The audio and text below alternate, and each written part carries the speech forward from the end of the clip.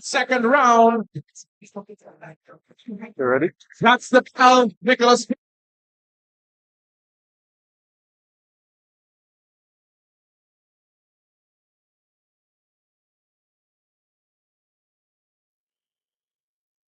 A very good evening to one and all as we welcome you back here to the National Cycling Velodrome, where we just see Nicholas Paul winning the first heat of the Keirin qualifiers.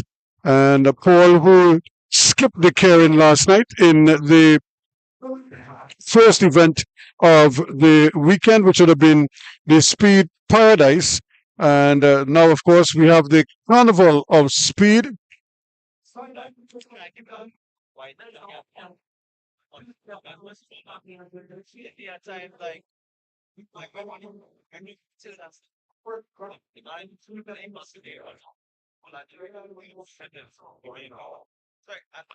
So again, the Carnival of Speed is the second event. Of course, the first event, like I said, would have been the Speed Paradise last evening when we finished, about 12:30 this morning. And a long event, the Keirin, would have been the curtain event last evening. And here we are now starting off with the men's Keirin event, and Nicholas Paul among the early automatic qualifiers. Remember, because this is a UCI event, you would also have the question of a repechage, so that riders will get an opportunity to the second look, which is exactly what happened to Quincy Brown last night. And he was able to make it all the way to the final.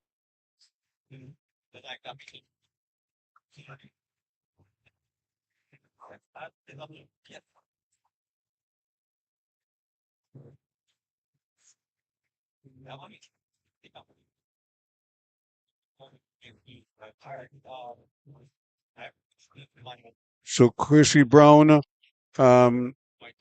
is back in the saddle today. I think fans will be looking forward to it because he did have that very unfortunate spill last evening, and but he was able to recover quite nicely, and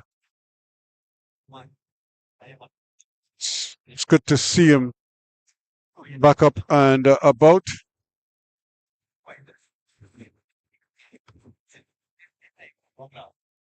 So we're getting ready for the second heat in the men's Keirin.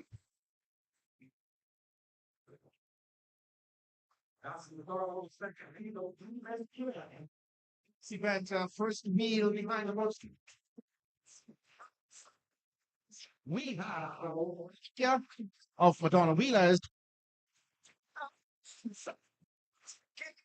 We have second wheel. We have Niall Monks out of Team Glasgow. That's out of Scotland.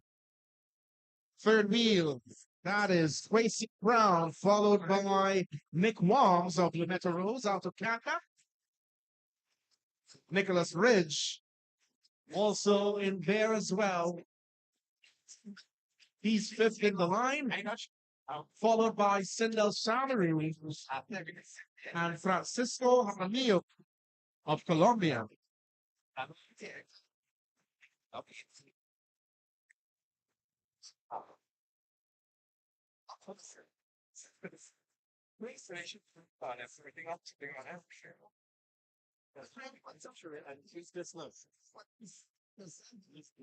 So again, as we see the riders making their way around the track, the Denny has left the track, and now it's every man for himself here as we're looking at Quincy Brown in third position, still not moving as yet.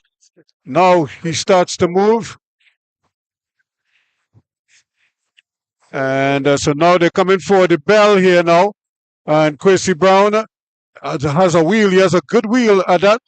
And here they go, taking the bell. And all Brown has to do is try to finish in the top two to qualify automatically. Now the race is on as Brown goes screaming over the top.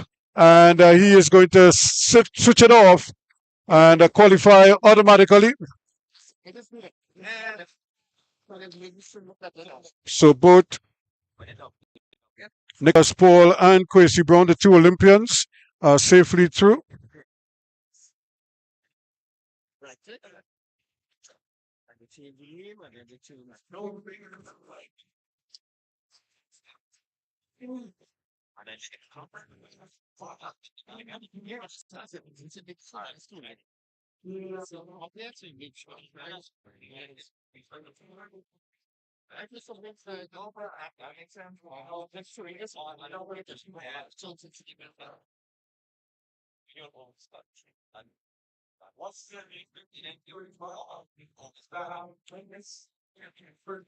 So we also have the men's Omnium upcoming.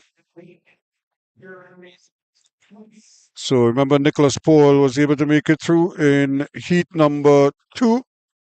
We had Tracy Brown advancing, and of course, Niall Monk also joining him there.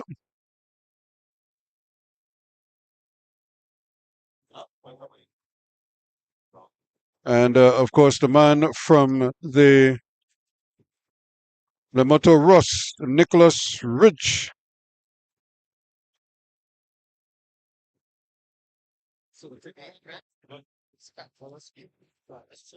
So now we have. I just sent it for you, right?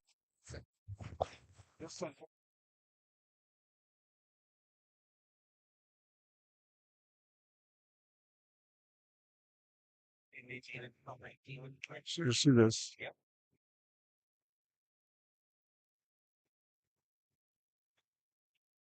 So we're getting ready now for the third heat of the men's Keirin.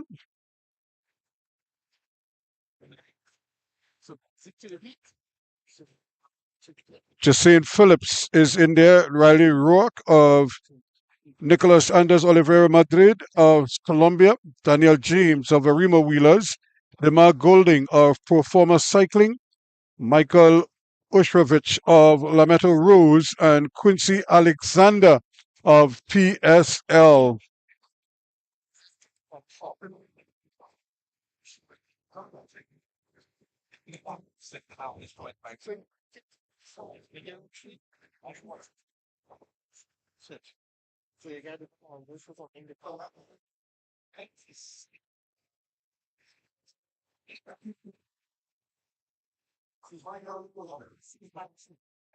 Michael Ushrovich of Lametta Rose riding in fourth wheel at the moment.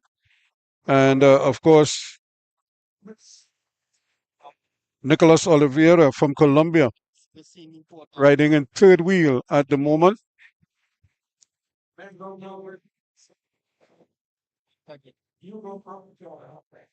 Demar Golding from Jamaica is second wheel.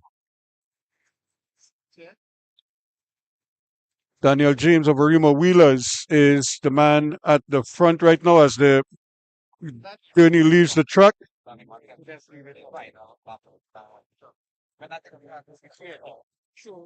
So guys are looking around, but here he goes. And you don't wait for him. He will find you. And here goes Oliveira again, showing a tremendous rate of space. That is Nicholas Oliveira wiggling his way through, finding some room. Jacinth Phillips is on his heels with 2 laps to go. Donald James pursuing as well as Jacinth Phillips moves to the front. Philip will cross the line ahead of the rest. James just missing out slightly of the automatic qualifier, the automatic qualifying position for the next round.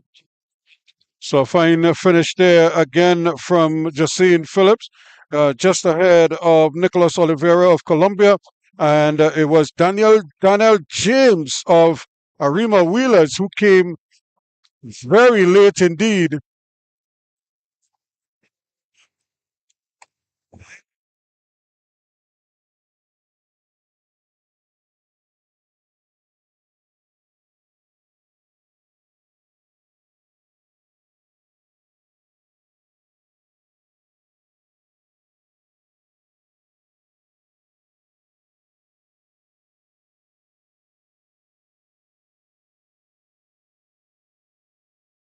So another fantastic finish there from heat number 3.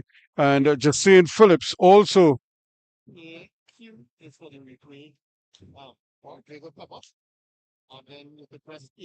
Chrissy Brown and now Jacine Phillips.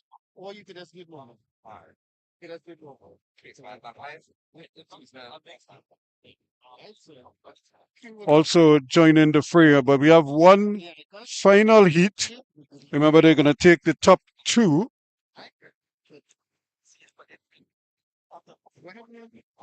And then another 4 riders will qualify from the repechage heats.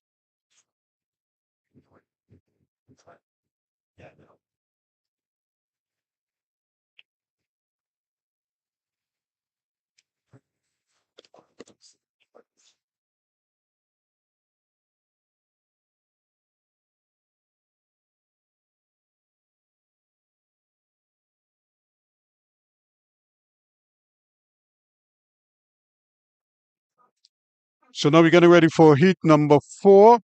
Lucas Oscar Villa of La Costa from Argentina. James Hedgecock, Medal Rose out of Canada. Cole Dempster from KWCA, also of Canada. Xavi Wadele from Suriname. Kyle Carabai, Team DPS from TNT.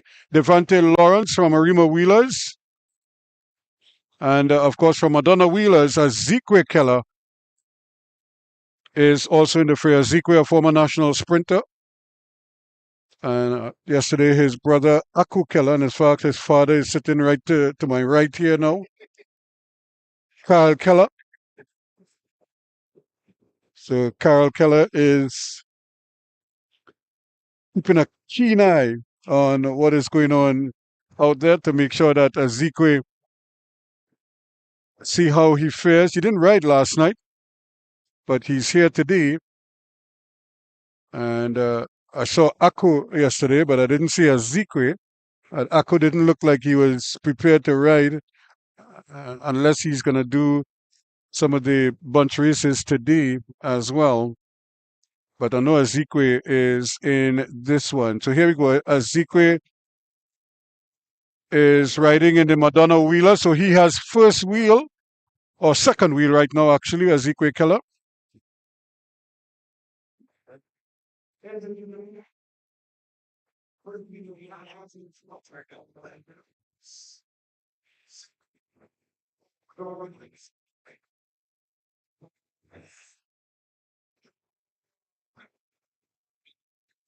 Kyle Carabai of DPS is also there.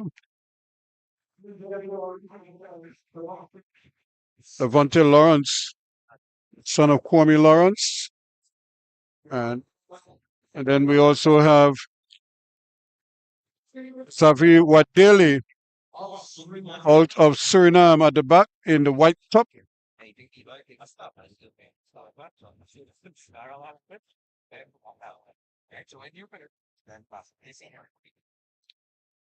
So the riders are coming. The bike will exit the track, and then it's each man for himself here now. So nobody has jumped as yet, but again the rush is coming over. Lawrence decides he's going to pick it up early o'clock and try to set the tempo. And now we're starting to see some movement there. Zeke Keller caught on the inside. He has work to do. He has some serious work to do in this one.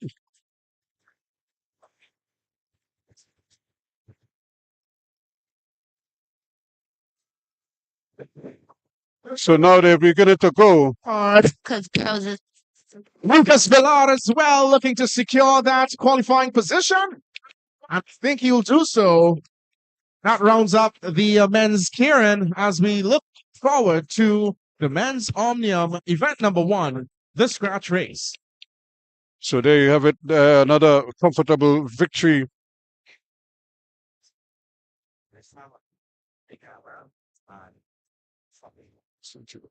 No, it's on. Hello. So another fine ride there. So 4 heats, and of course we'll have 8 riders qualifying, the top 2 from each heat, and then in order to do the semifinals, we will have the repechage heats, and the winner of each of those 4 heats will make it through to join the 8 qualifiers already. So now we're getting ready for the men's Omnium.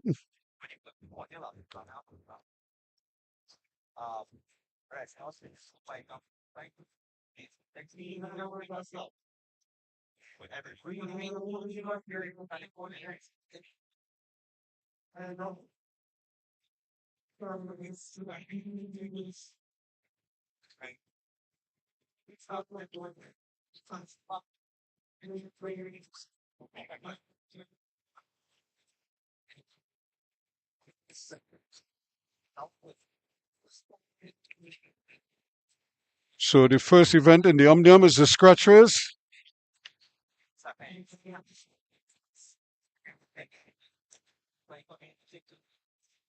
Of course, we'll also have the tempo race.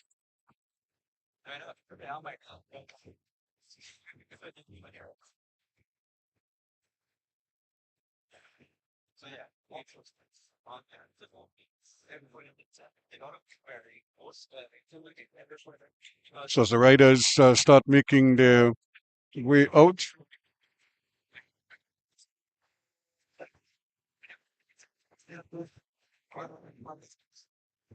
I think fans would have been happy to know that they had a really big night of cycling last night, and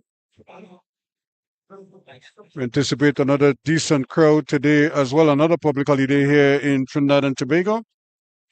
So fans who are looking for things to do.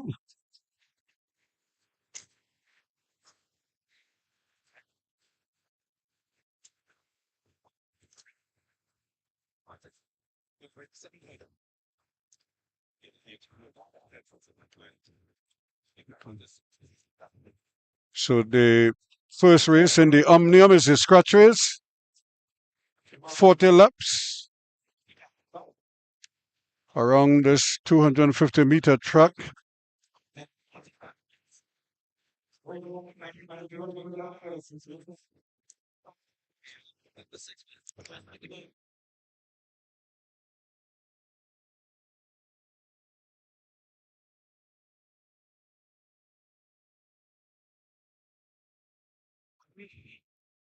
Mhm.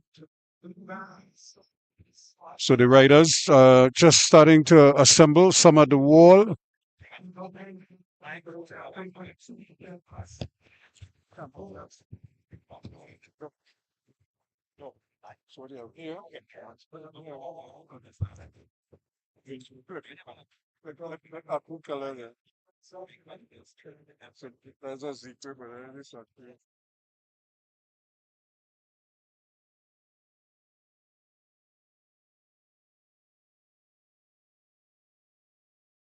That is garnering a lot of interest here in Trinidad and Tobago, and somebody like an Akil Campbell is among the favorites. Tariq Woods, who probably isn't in the best of shape right now, but he too is very, very partial to this event.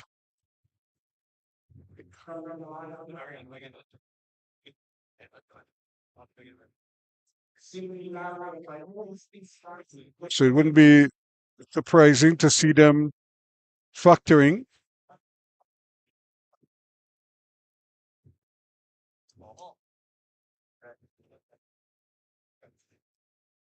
And this one, we're looking at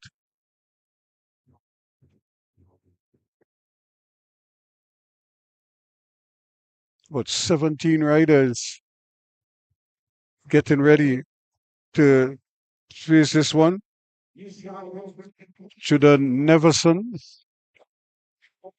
Kyle Hospitalis, Kyle Moore,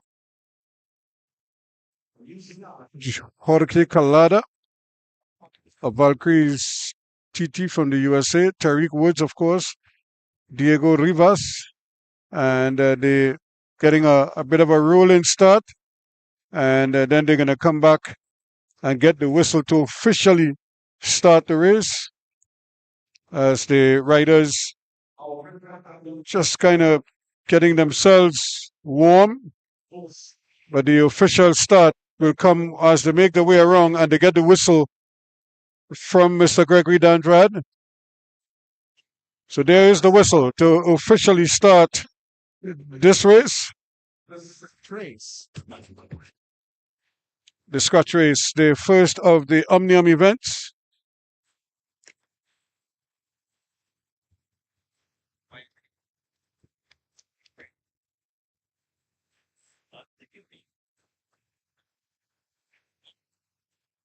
So you're looking at the riders there now. Nobody's launching an attack just yet, but riders are just trying to get comfortable on the track and, of course, see how their legs are feeling at this time. It's not very often that you see guys enter an event and then for no good reason just pull out of it. But again, because these are a UCI sanctioned event, points are an offer, and athletes who, even if they just go to the line, at least it doesn't work, it doesn't count against them, and so that they're not deducted points or anything of the sort. They will just be registered as having entered the race and having started the race. But as you see so often, quite a number of them don't really spend any length of time on the race. Already we've seen 2 free riders opt out, and we only have 35 laps to go.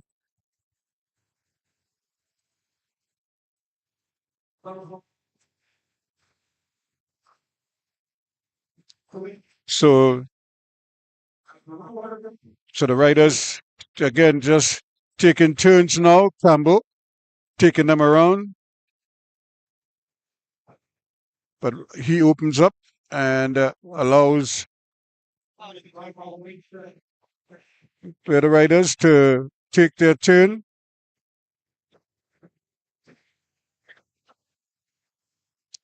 So riders just sharing the load right now, which is good to see because not too often some riders are just not prepared to work at all, and they don't share the workload.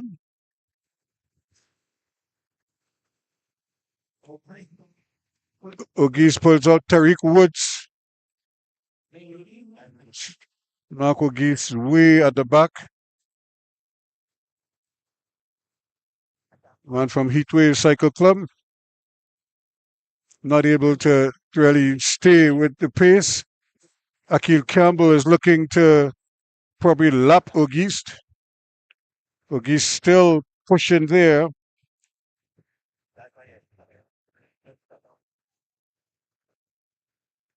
And as he climbs up the bank, the others will zoom past him.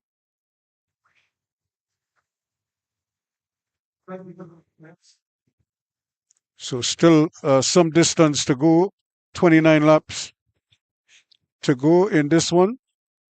When they come back, they'll see 28 laps to go now, the main bunch.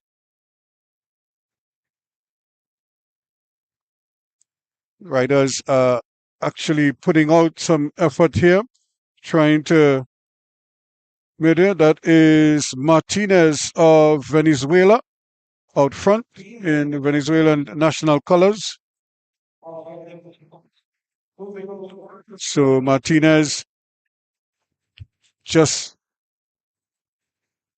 taking his time. He's not really trying to get away, but if they allow him to, he will sneak away and then start to really rotor. But he's really time trialing at the moment as he goes past Ogis for the second time.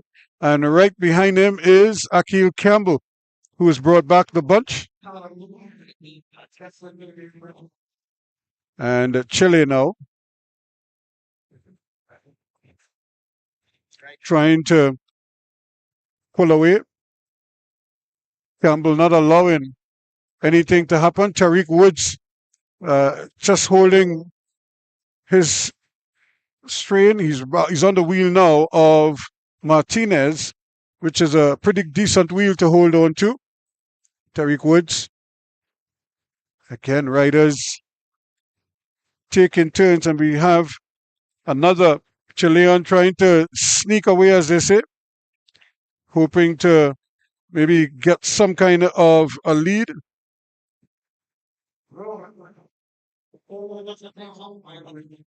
Rojas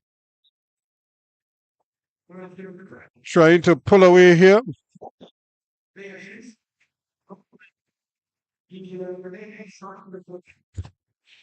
The man from Chile doing a great job leading them out and really starting to mow down the position now, lapping riders left and right, as we say, as he goes speeding along. Akil Campbell is in danger of being caught here now.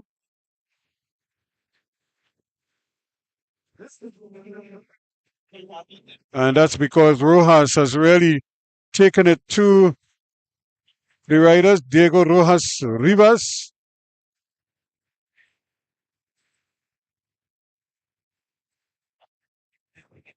He is really, really fighting there.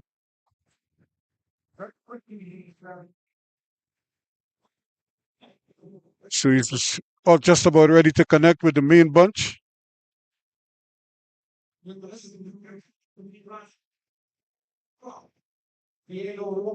So Diego Rojas.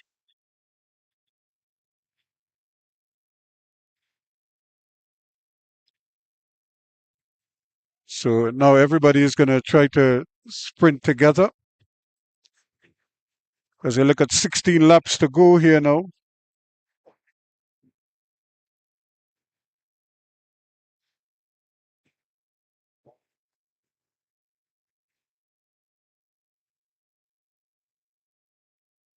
Triple Martinez still in the mix there. And this is the other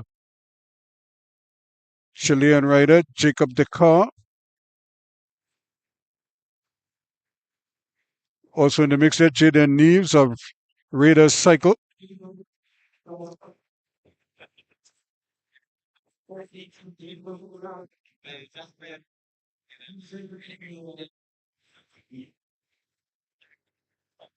And Akil Campbell has decided that he has stuck around there long enough. See if he can get any help. Because there is that second bunch. They're all over the track right now. Jaden Neves, Akil Campbell is trying to hold on to that wheel of Rojas.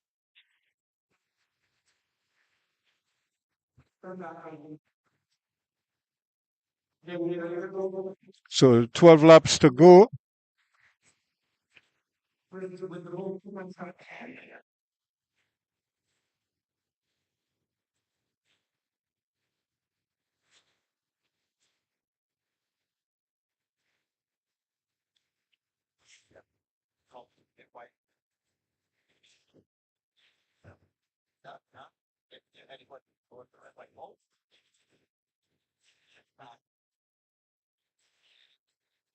So again, riders all over the track. Now they're coming back together again.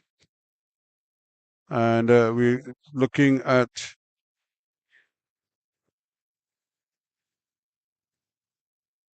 Martinez and of course Rojas. Diego Rojas is not wasting any time. He's just trying to burn off some legs here.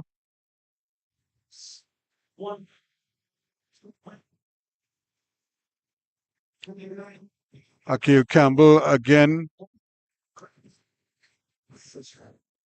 So there are 8 laps to go now. This is down to the business end of the race. So riders can ill afford to get dropped here.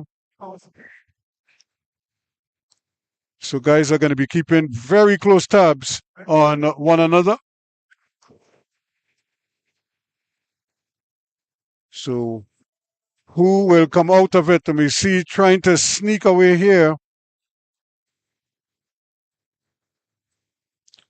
Maybe trying to see if he could just inch away, but they're not letting him.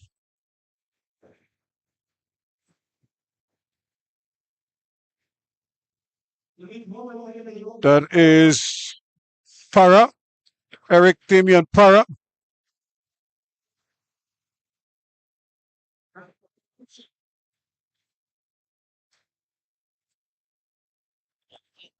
The Colombian trying to just steal a match here, but Akil Campbell is right there with him.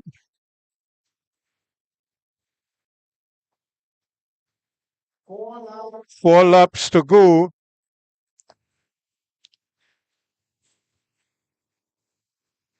And of course, Para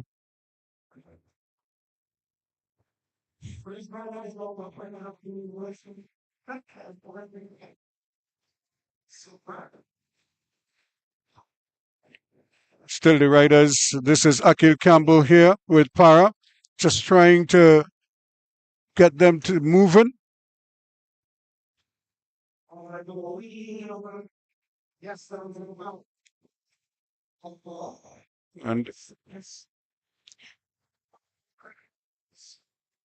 And also there is Martin Tren of Slovakia, the man from Slovakia. They get the bell early. So those are the 3 at the front right now. The next chasing pack will get the bell. And Akil Campbell it is who is going to start to sprint around. Campbell again is going to cross the line first.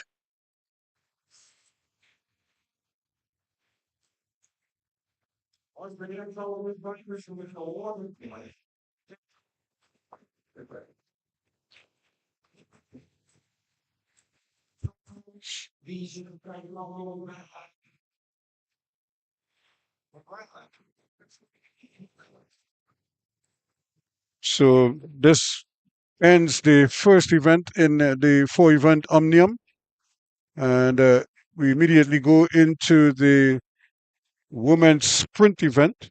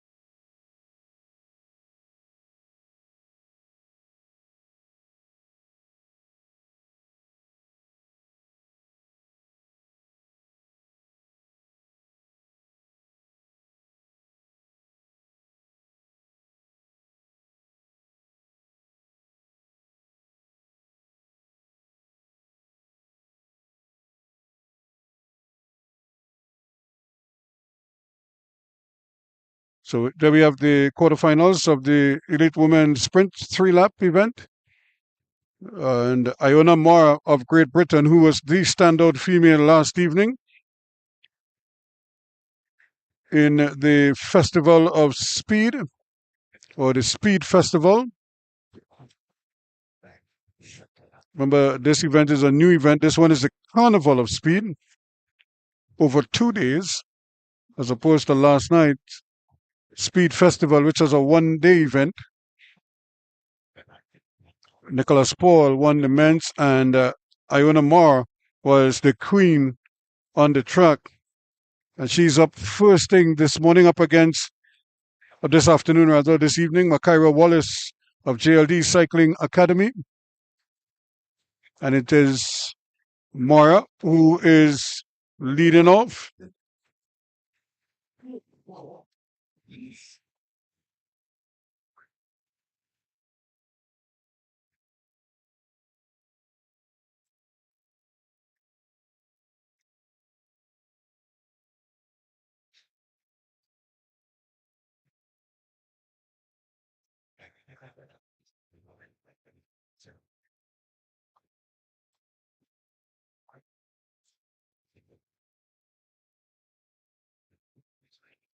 So again, there are 4 heats. Rhian Edmonds, another of the Great Britain stars, up against another local in Phoebe Sandy from Madonna Wheelers.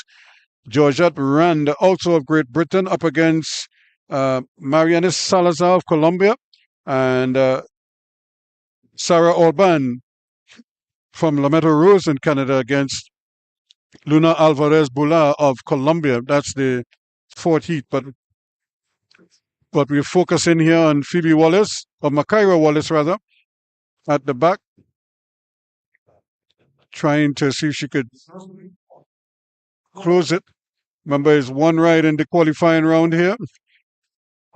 So now they start to heat it up. Wallace going high on the bank, trying to get some momentum up there. The backing to get that momentum, get that gear going. Wallace challenging on the outside of Moya as they go down the back straight. Moya is stepping on the gas and holding on to that lead. Wallace not being able to come around, unfortunately. Iona Moya will move into the next round. So Moya comfortably through. She really is the class of the field here, and it's going to take some doing to beat her. And this one, so Moya advances.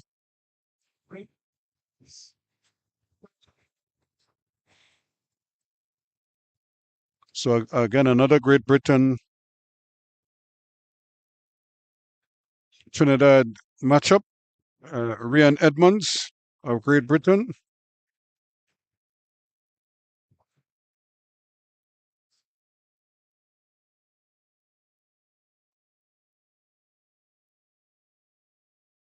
Up against Phoebe Sandy from Madonna Wheelers.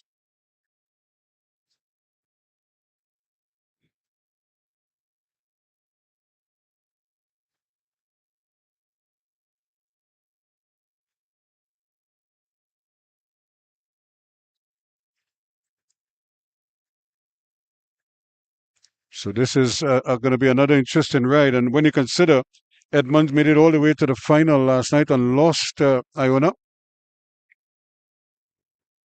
So, and she will be hoping to return to the final again.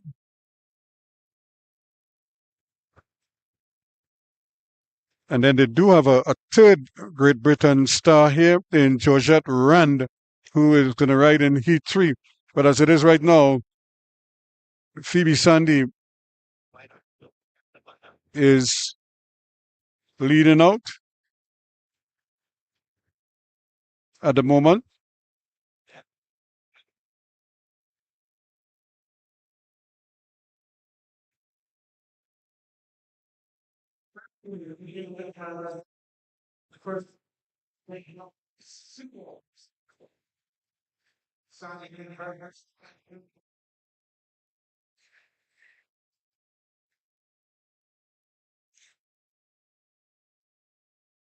Still no change. This is just Phoebe Sandy trying to keep close tabs on Edmonds. Edmonds, of course, is very cagey, very talented. Coming for the bell. Sandy takes it very long indeed. That's not her strength right now. And Edmonds is closing the gap quickly. And it's gone past here now. And that is not really the strength there of Phoebe Sandy. Edmonds is way too quick and too strong for that one. So 2 Great Britain stars are safely through.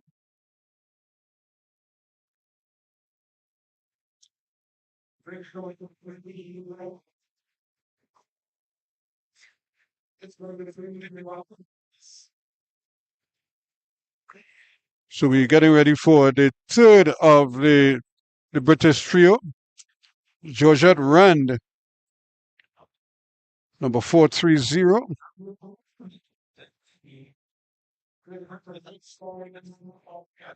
She comes up against Marianis Salazar, who is not a bad rider.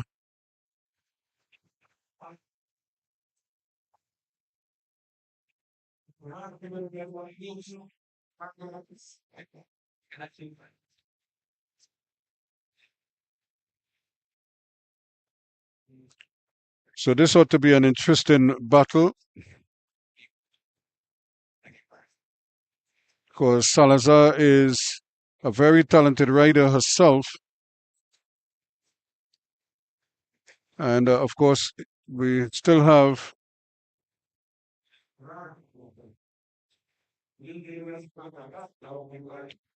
one of the stars of the great last night, Sarah Orban.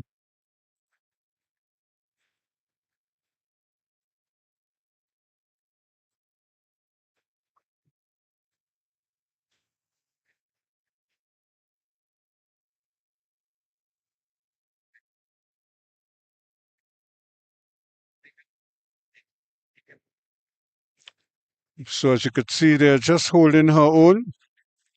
Rand from Great Britain trying to join her teammates in the semifinals, but she's up against Marianis Salazar of Colombia in the blue. She shut the door on her, nothing on the inside, so she's going to have to go the long way around. And that is hard work by itself. Now, can Salazar close the gap here? She's trying, but she's not making any real impression on her just yet. Does she have the legs? She's trying, but not fast enough. So the three British women are through to the semifinals.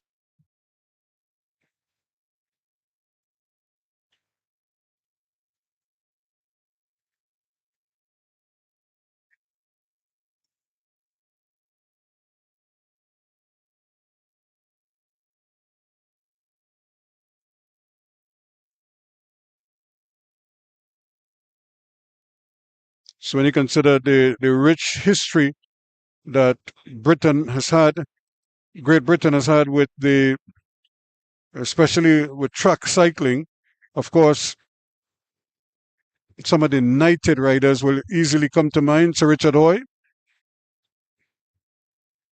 among them, of course, he is just one of many. They really had a golden generation between 2008 and 2012 when they dominated Beijing and London, winning 8 gold medals at those games. So Chris Hoy became the greatest Olympian from the UK in history in London after securing a record 6 gold medals. But it was eventually equaled by Jason Kenny at the Rio Games. So Bradley Wiggins has 1 more medal overall, but only 5 gold medals. And of course, as they try to rank those riders, you will understand what I mean in there. But now we have Sarah Orban and Luna Alvarez of Colombia, Orban of Canada at the back right now.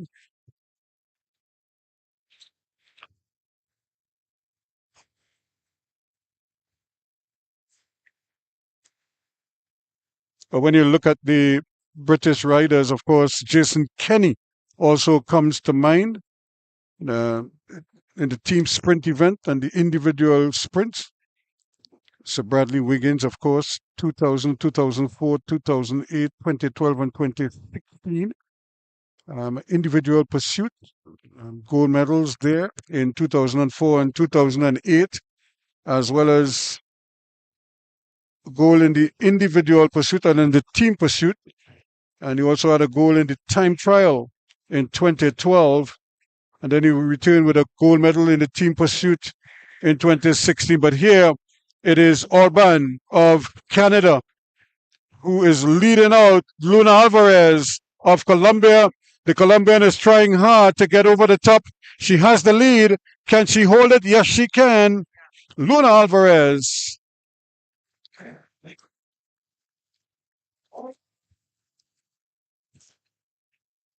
Taking that one ahead of Sarah Orban, but I'm sure we hear a lot from Sarah Orban. And as we were talking about British standout riders, Laura Trott will also come to mind.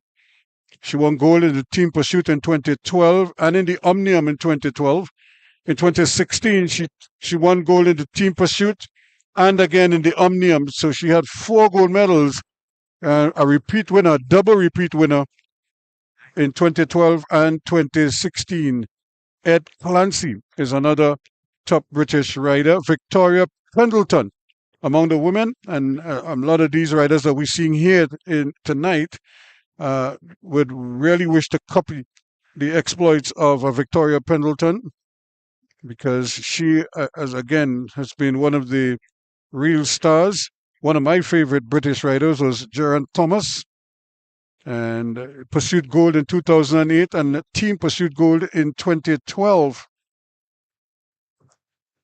And Joanna Rosewell Shand, also a great rider for Great Britain. So they've really had some outstanding riders, and that is only track riding we're talking about there. When you think of the likes of Chris Froome, who won the Tour de France on a couple of occasions, and other serious riders over the years, you'd understand the rich history that British riders have. Hence the reason why when you see these ladies here, like no wonder why 3 of them can make it through. You understand what are we talking about.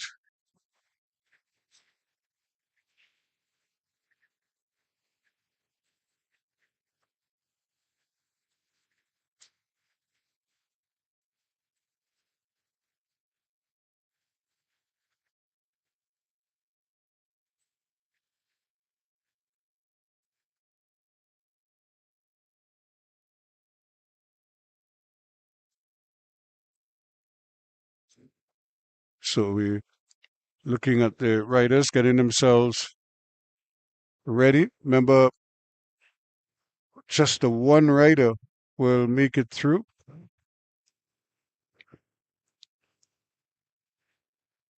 In the Keirin repechage, we already had the likes of Nicholas Paul, Quincy Brown, and Jacine Phillips advancing.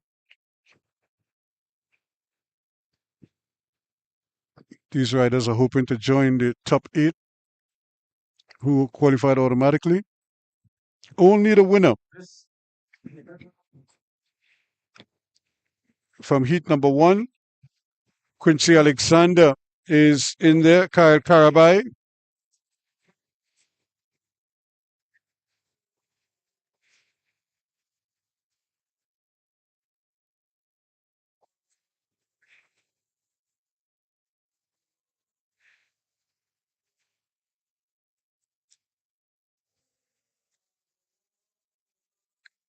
So this is really a bit of an acid test for these riders here, because only the winner will go through.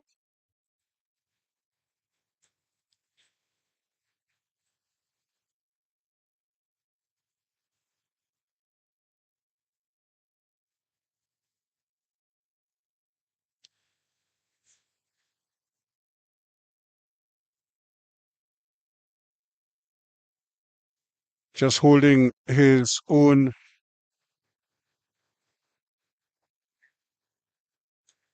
Kyle Karabai. So now it's everyone's for himself. Kyle Karabai is in there. So too is Quincy Alexander,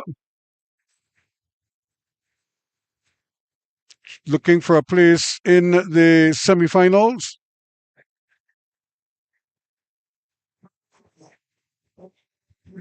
And Quincy Alexander now starts his move. Alexander, of course, who would really like to do the individual, the kilometer time trial, but it's not an Olympic sport anymore. But here they go. Here's that bullet passing on the outside.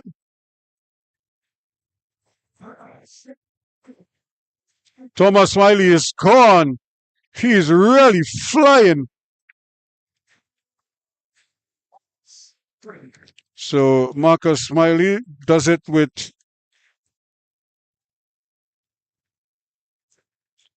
some style.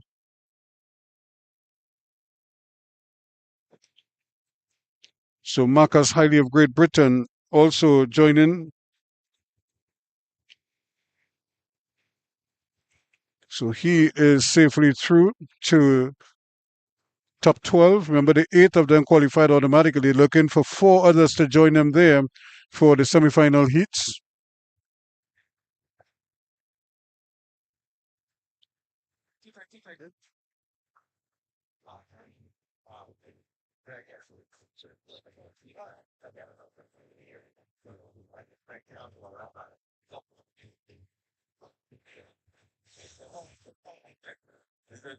So again, despite the best efforts of the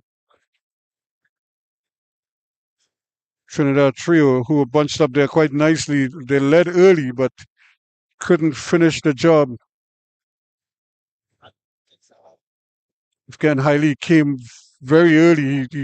He made his intentions clear, and once he got in front, it was going to be very difficult for the others to try to close him down.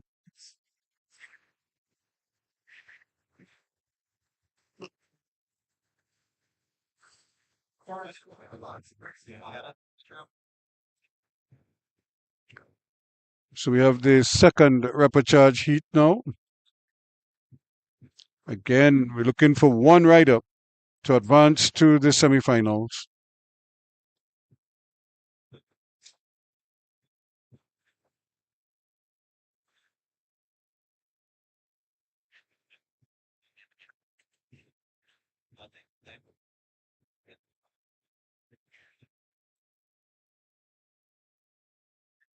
So the journey has left and is on its way.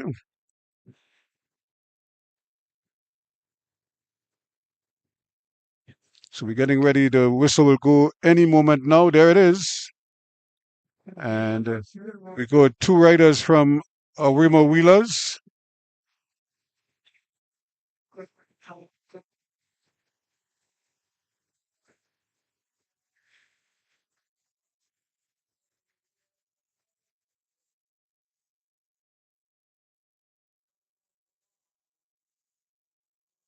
So Ryan Dabra at the back, and his teammate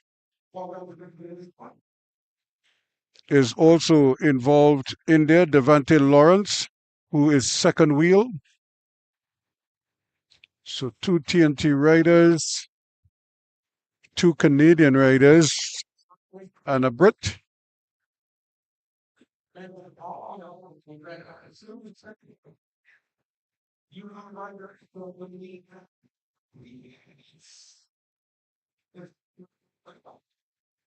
So easy as she does it, the Derny coming off the track now where they see 3 laps to go, and immediately we're looking at Devante Lawrence trying to put his nose in front. In fact, he is in front, but he's high up on the bank. He's not down in sprinting lane as yet. Now he comes down, and they start to. This is where things get serious now. Can Lawrence hold it out there?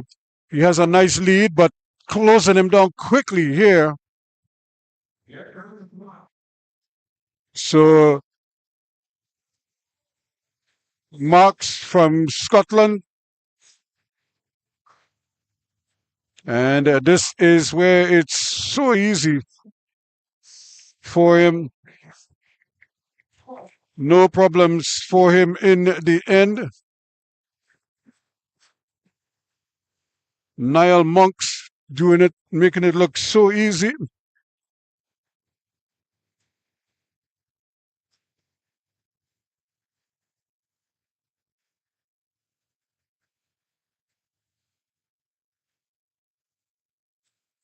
The man from Scotland, from the Glasgow Track Club.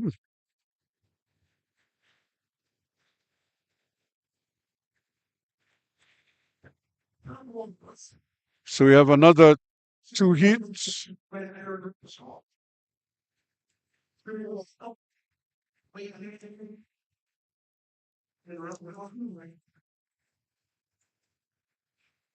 So we have 2 heats remaining here.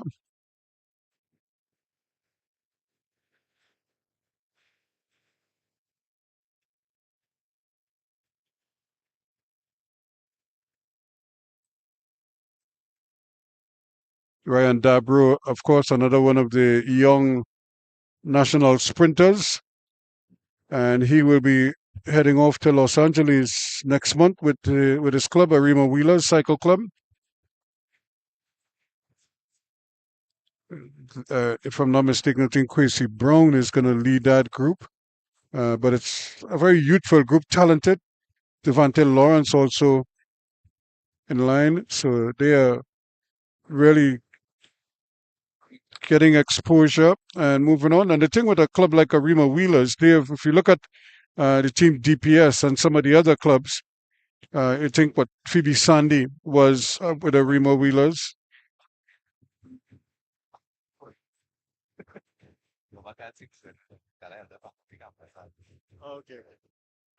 And some of the others are also who are riding for Team DPS right now. Quite a few of them they also wore Arima Wheeler's colors early on. Cal Carabai among them.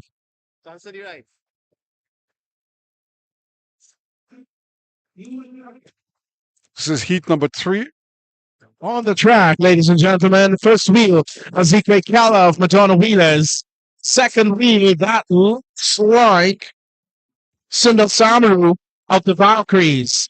Third wheel, riding for the Metal Rose out of Canada, that's Ryan McDonald, followed by Darnell James and Tyler Rourke of Canada. This is going to be a very fast one. Let's see who grabs that semi-final spot. One spot up for grabs.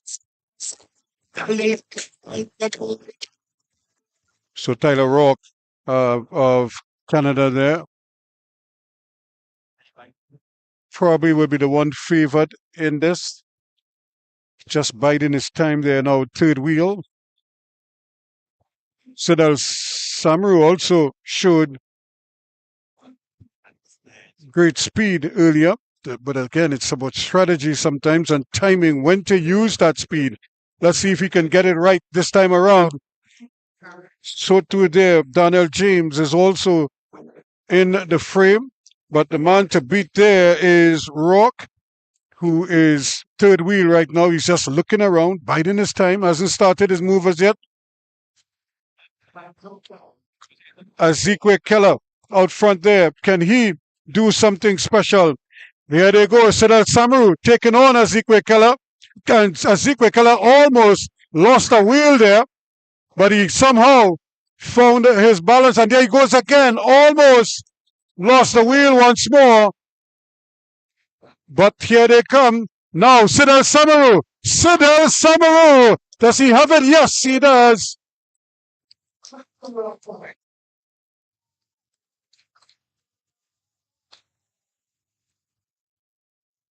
So Sidal Samaru showing a tremendous turn of speed, and I felt he does have it in him. And so he is safely through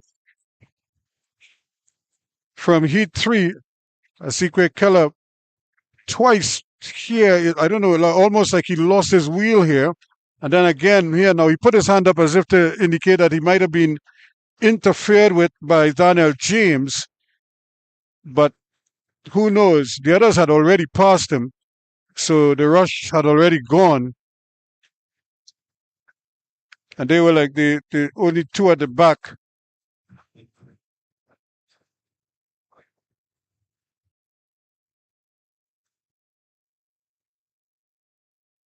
So another splendid ride. And we have another 5 riders trying to make it through.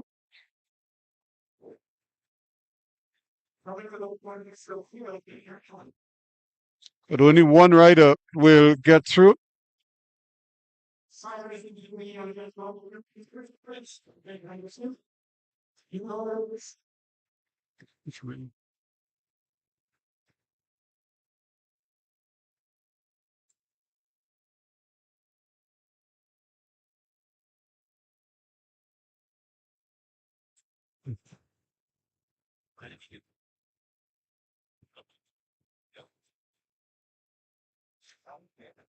So while we are covering the cycling here, we have another crew down at the Brian Lara Cricket Academy covering the T10 Blast, and the weather somehow isn't cooperating today.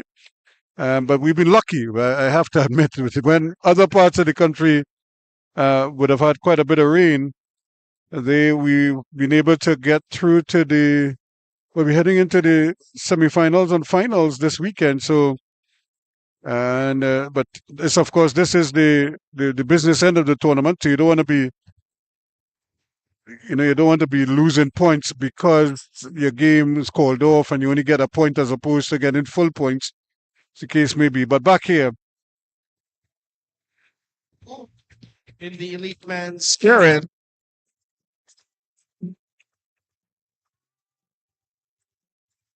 Zion Polido, his first wheel. First wheel, Zion Polido of Repechage, followed by Cole Dempster of Canada. Xavier Watili of Suriname, third wheel. Francisco Avenil of Colombia, fourth wheel. And the fifth cyclist on the track, that is the Jamaican, Damar Golding. So those are your participants. Remember, only one rider comes out of these heats, these repechage heats. But it has been a lifeline for many, a rider who might have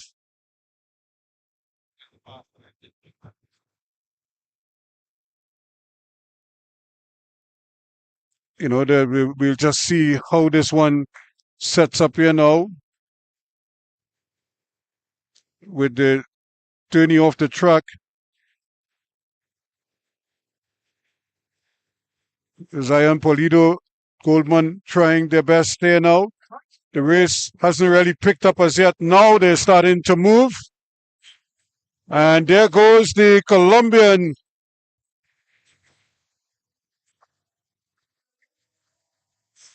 Zion Polido is right there trying to bring it up. Fine. Had a meal and have a lot to do. Type Defensa also getting in there, but it's Zion Polido, it looks like. Will cross the line ahead of the rest. Some spectacular racing. Trinidad and Tobago not messing about here. So yes, indeed, Zion Polido there showing his capabilities. The man from Rig Texonics certainly coming up trumps there with a splendid ride.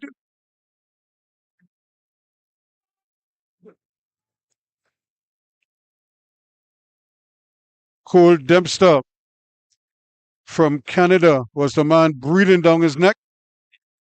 Did Polido hold him off?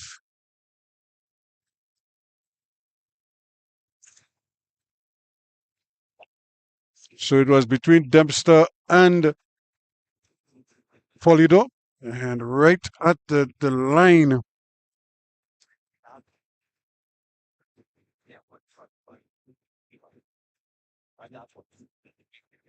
So as you see, riders emerging from in the dugout. They're getting ready for the second race in the Omnium. This looks like it's going to be the tempo race.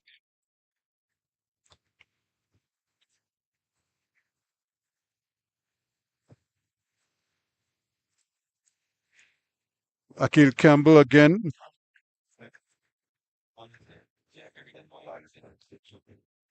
With his mom and dad watching on. And his sister Tinil is not here. Normally she is the one that everybody is gunning for, TNT Olympian, but on the road series. But she started her cycling on the tracks here in TNT as well. So she's not averse to doing work on the track.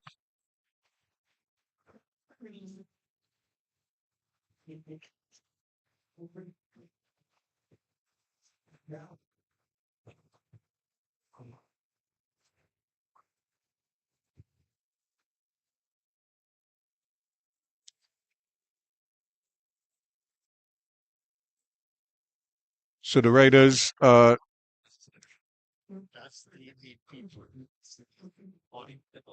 just getting themselves organized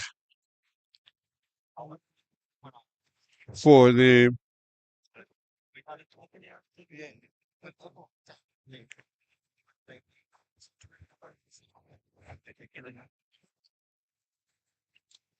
so Zion Polido, Sidel Samaru, joining the likes of Nicholas Paul, Chrissy Brown, and Jacine Phillips.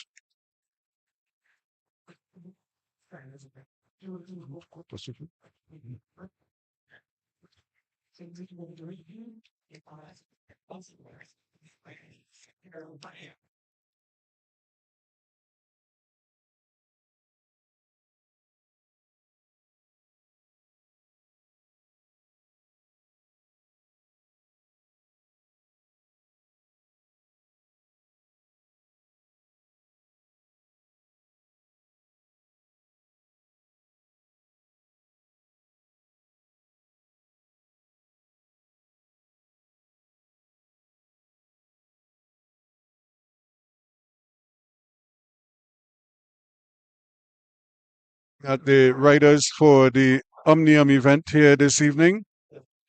And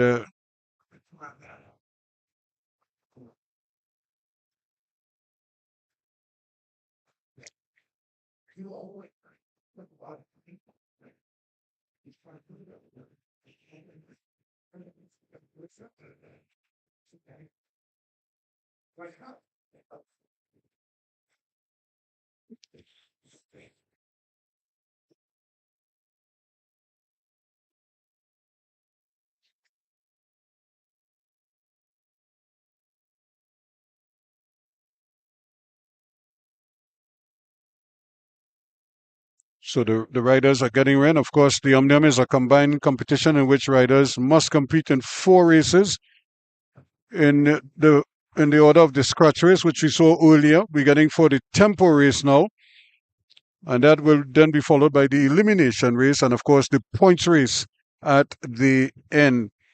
For the first 3 races, the winner of each race scores 40 points, the second 38, the third 36, and so on. So this could be another interesting one here. But again, because of these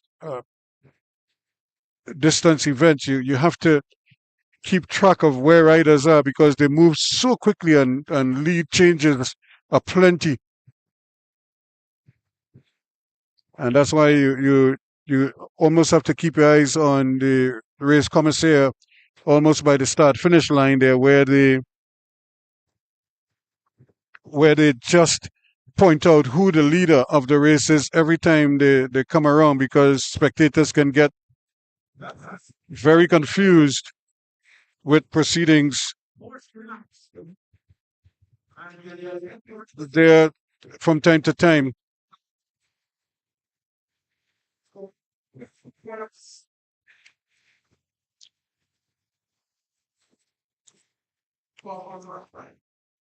So again, they will be sprinting every 4 laps, or every 5th lap, I should say, as they get into it. This, of course, is the tempo race. So riders will be required to sprint every 5th lap. So they'll get the bell and then they will start their march.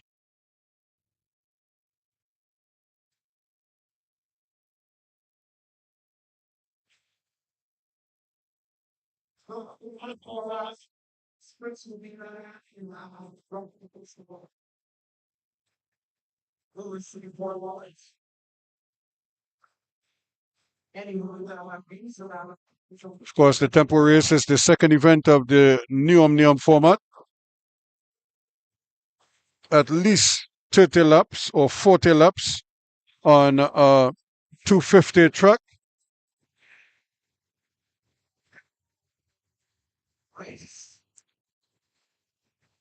Out in front all by himself with 37 laps to go. So Akil Campbell bolting early, trying to probably pick up some early points here. You see 36 laps to go. He gets the bell early o'clock. Every lap thereafter, a point will be awarded to the first cyclist across the line. So Akil Campbell will pick up the first point in this race. So he goes screaming away. Does he keep going? Now, if he stays out there, he will just gather all the points in the early stages of the race. But I don't think the pack will allow him to stay there because Akil Campbell does have the ability to stay for long distances. So he could just put his head down. And if you look at him there, it's almost like he's riding a time trial right now. And just look at the way he's gripping the handle. And so he's just time trialing across there. The only thing moving there are his legs because the rest of his body is very stiff, very steady on the bar. Now he's dipped down a little bit more. And but the pack is trying to come back at him. He's going to get the bell coming around again for another lap and then a point if he stays out there. He's going to catch Ogis, the first man. And the group just making slight progress on him.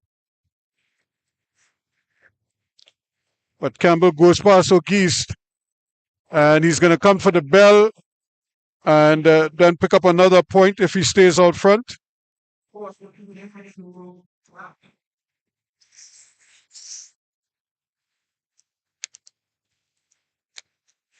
And the key, of course, is to try and catch the bunch. If he catches the bunch, that's a 20-point bonus for him. And he keeps going. So he would have picked up another point.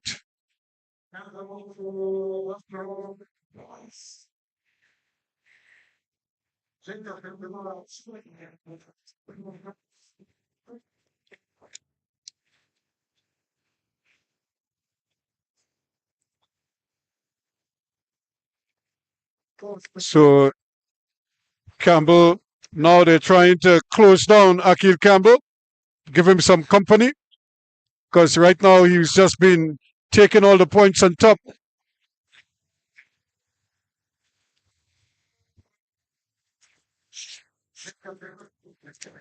So Chile not allowing that to go on for any extended period of time.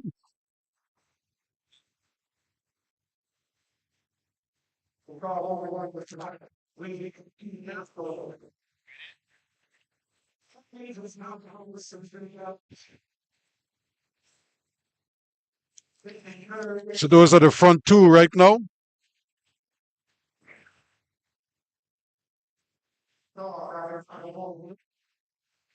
So Akil Campbell and right in the thick of things. Riders all over the track right now trying to stay in touch with these two.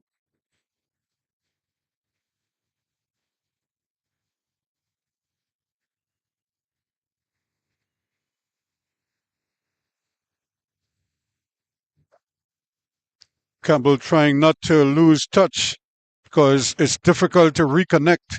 So he's going to have to try and hold his own.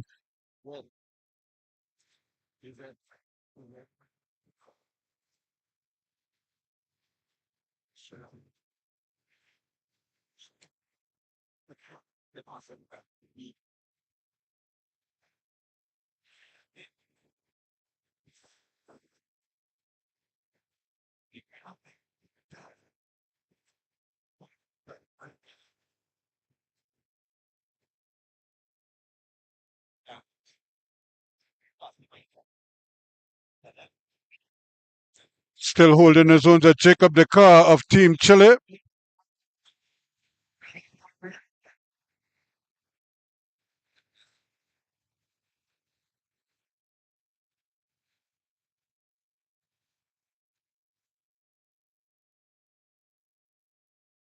So Jacob Decar has decided that he's going to try and break this race wide open.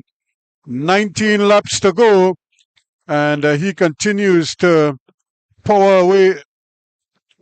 Akil Campbell is going to need some help reconnecting with him. He's going to have to find a train somewhere to help him do that connection. But this is where the advantage is with Decar. He does have a Chilean teammate with him. Diego Rojas Rivas is right there with him. So they could actually share the load. And there goes Rivas now.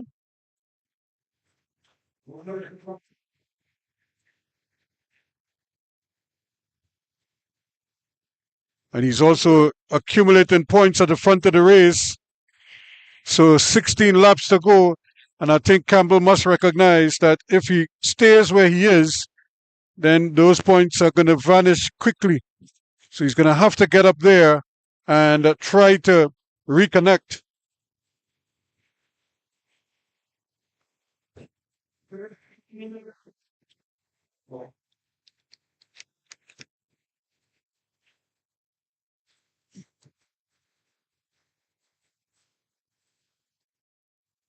It's not the easiest thing. Rojas doing his bit. Right.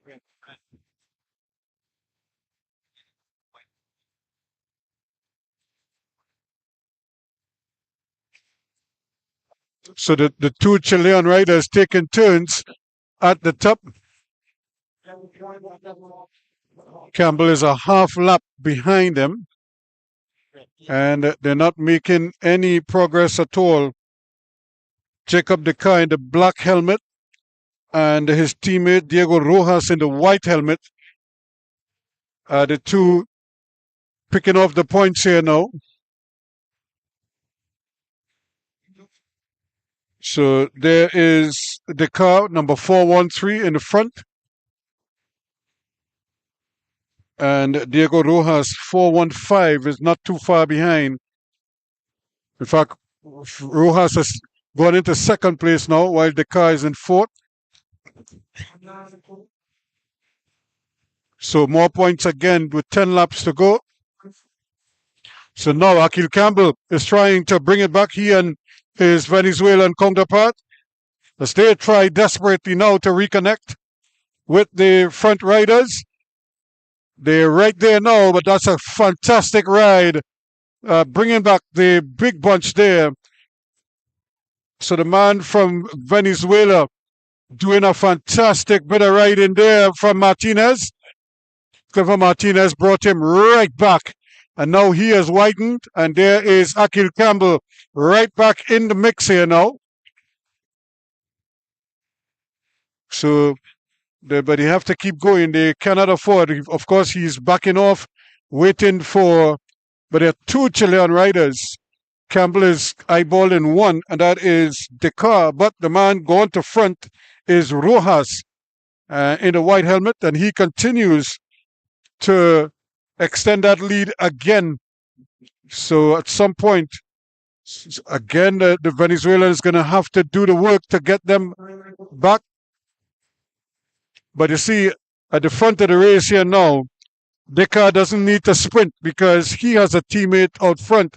So he can back off and hold the entire pack back unless somebody decides to carry them. Akil is hoping that somebody will take up the mantle, but as it is right now, there's nobody there going. So somebody is going to have to go. That's Jadian Neves there in no man's land right now. He's not with the bunch at the back. He's not with the bunch in front. So he's kind of like in that in-between zone. And so Tariq Woods, can Tariq Woods carry Akil Campbell. Woods and Campbell now trying to bring it back. But of course, Callum Moore of Scotland is right there with Diego Rojas at the front.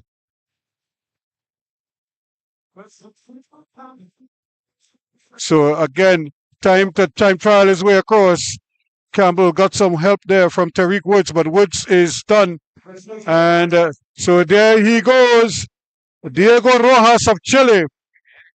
And now the rest of the pack is coming. Jaden Neves right there. Points on offer now. Here goes the Venezuelan doing his bit.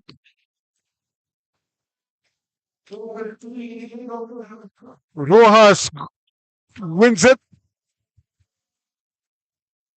And Neves is going to get third place. So again, a good ride by the youngster, but he found himself really in a tough spot, not able to catch up with the front two.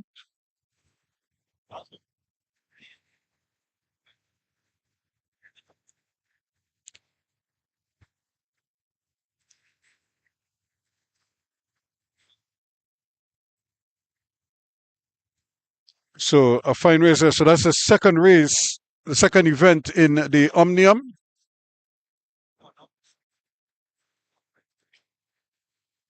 So again, we had the scratch race, we had the tempo race, we have the elimination race, and then we have the points race.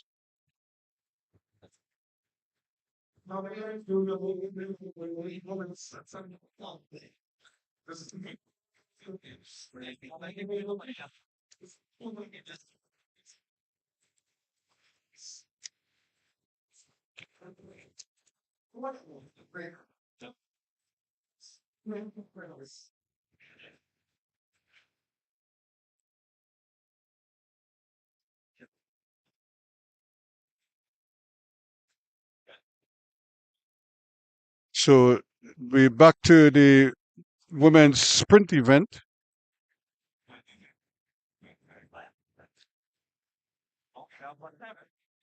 And this was Iona Mora of Great Britain.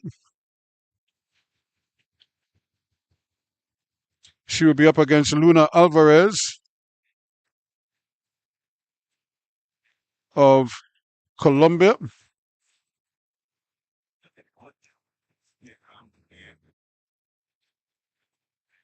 And the other semi-final will be an all-British affair.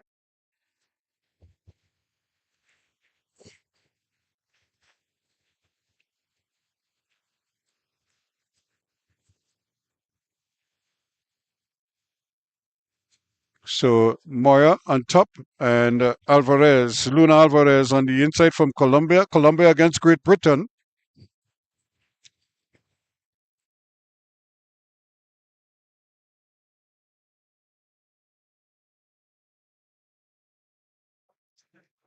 So here we go as the riders take their time.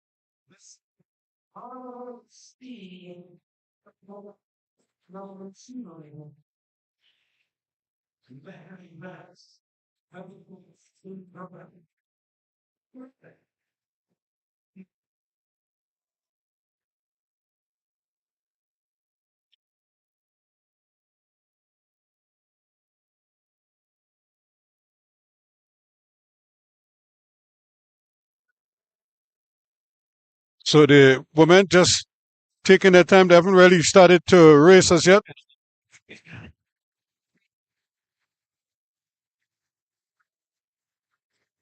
So now they come for the bell.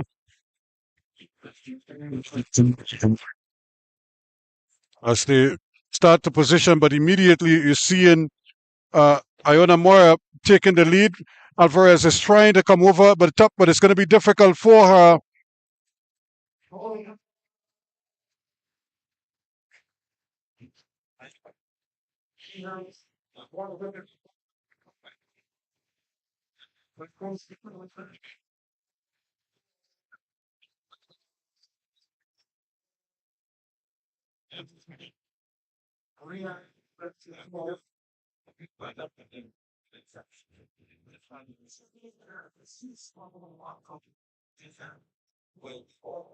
So the next the next race will feature the British pair, Ryan Edwards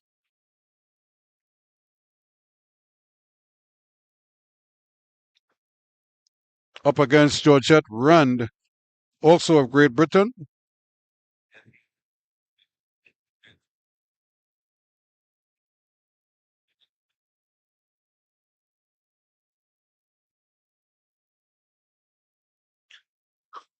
So this is a battle between teammates, no love lost.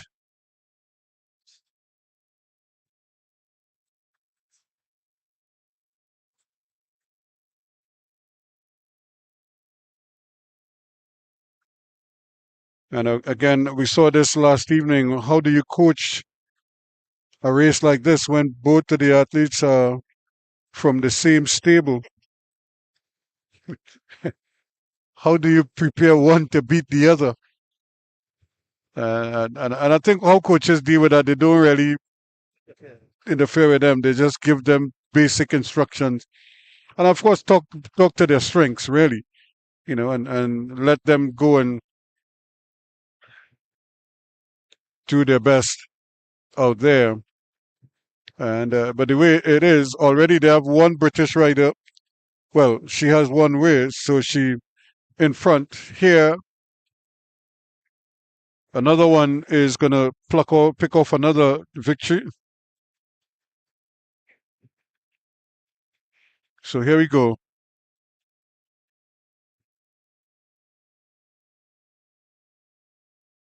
Georgette Rand leading off.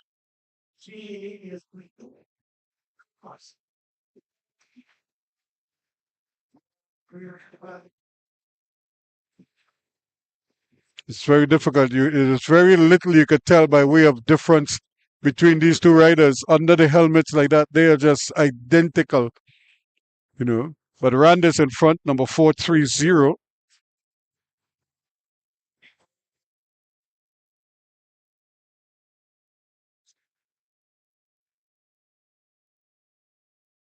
And riding number 432 is Ryan Edwards. So she is operating from the back at the moment, but it's so ironic that they're almost identical. The bikes are the same, literally. If anything, there's a little bit of the GT mark on the bike of Georgette Rand to the front, but the wheels are identical. The bikes are more or less shaped the same. Very little in terms of the designs of the joints, but it's so ironic that if you look at the personalities, they're almost built alike, and certainly very interesting for them. So here they go now, quickly taking the lead. Edwards decides that she's going to go early and create some problem. Ryan Edmonds.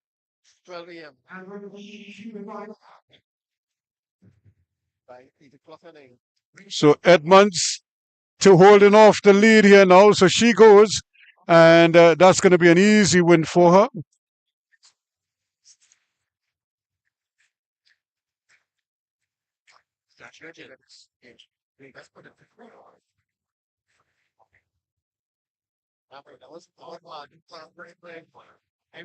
So the women's scratch race is up next.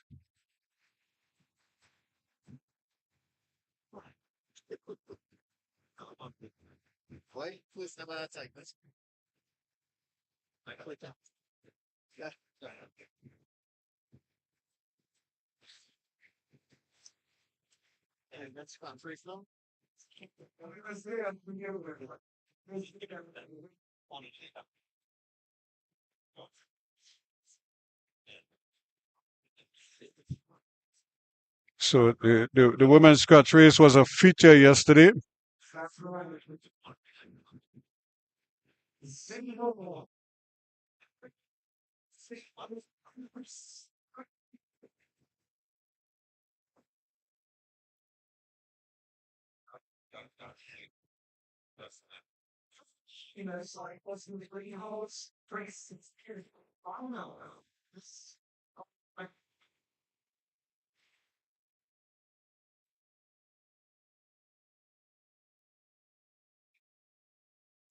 So hopefully they'll be able to put themselves together again.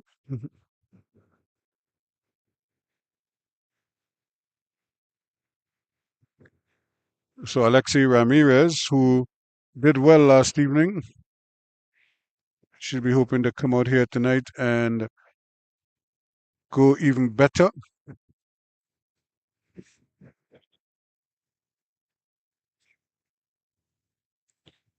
Natalia Martinez Calderon of Colombia, Mighty Ibarra of Team Chile, Tatiana Dalga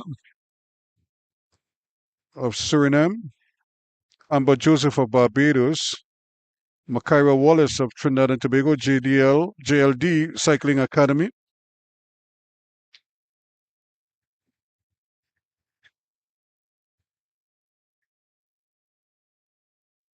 Phoebe Sandy, also of Madonna Wheelers India, and Delia Palmer of Team DPS. Now, Delia Palmer had a spill last evening, so it would be interesting to see if she is fit and ready to go today.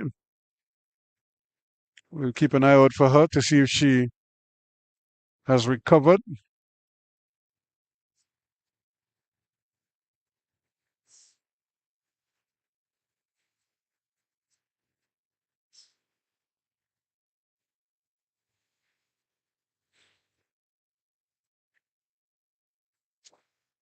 From the looks of it, she might actually be missing from today's action. I don't know if they're just giving her an opportunity to rest. But she did have a bad spill.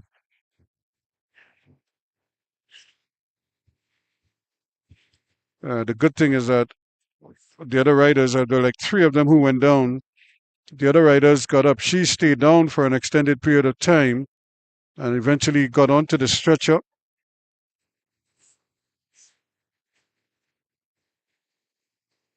But from the look of it, she was talking, she was moving her hands.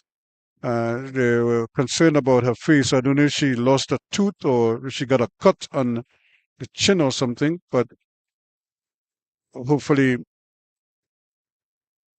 The problem for her too, of course, is that it's a double holiday here in Trinidad. So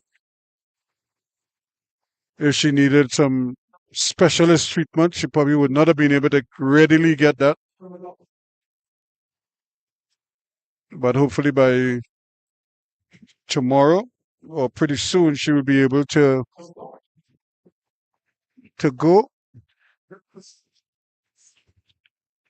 So I think it's obvious that Delia Palmer of Team DPS is not out there today.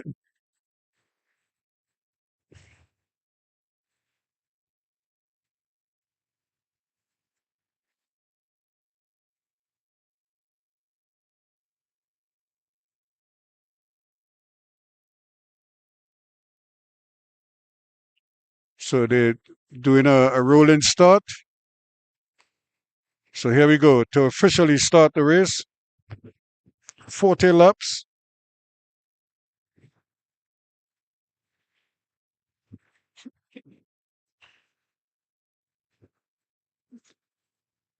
Trying to make some early progress there. Amber Joseph of Barbados wearing her Bajan colors today. Probably trying to see if that helps her. She really hasn't had much luck so far.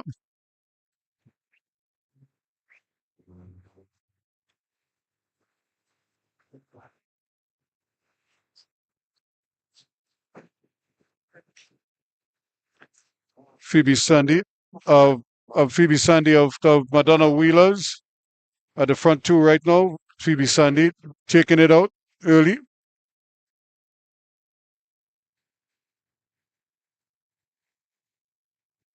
Also in the frame, Adriana Sechegat of Arima Wheelers. But again, she's not. She looks like she's about ready to pack it in right now.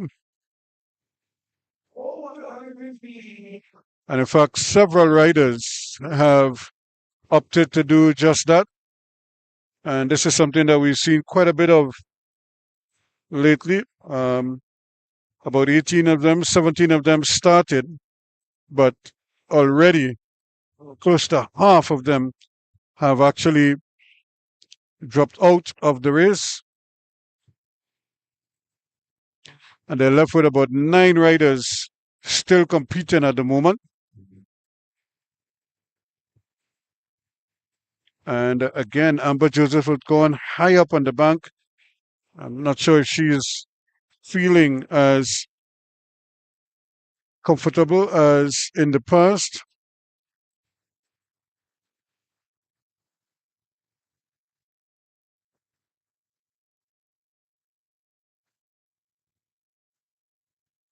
So again, it's really just a sprinkling of riders remain out. 10 of them in the fray. So here they go. Dangala is there. Phoebe Sandy is there. Amber Joseph is there.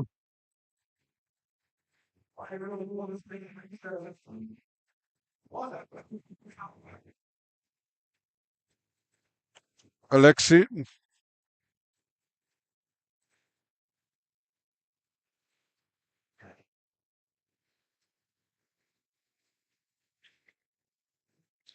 Alexei Ramirez, one of Trinidad and Tobago's top riders.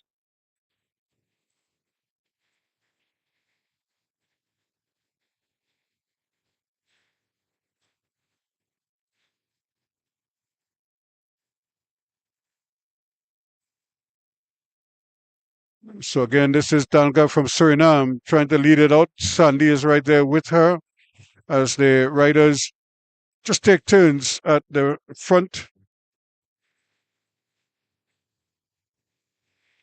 And that is Alexi Ramirez of Trinidad and Tobago, but not riding in a TNT colors. She riding in the club colors, Golden State.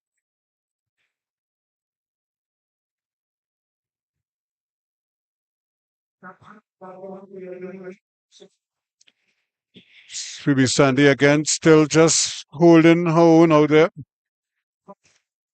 Amber Joseph is there, but now things beginning to heat beginning to pick up now. Mati Ibarra of Team Chile decide that she wants to increase the tempo a little bit, force the others to ride, and it worked because Phoebe Sandy has decided that she's had enough. So that's one less that she has to worry about. And also coming out of the race would have been Delia Palmer. Should I say Delia Palmer never started the race, but it looks like Tashana Dalga has also opted out. So it's just 7 riders left, 1 Trini involved there. And that, of course, is Alexi Ramirez, number 449 in the gray. She's close to the wall now.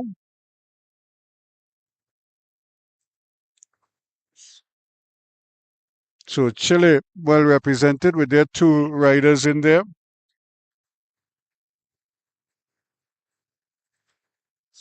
Again, Chile trying to keep that tempo. Ibarra trying to keep that tempo high.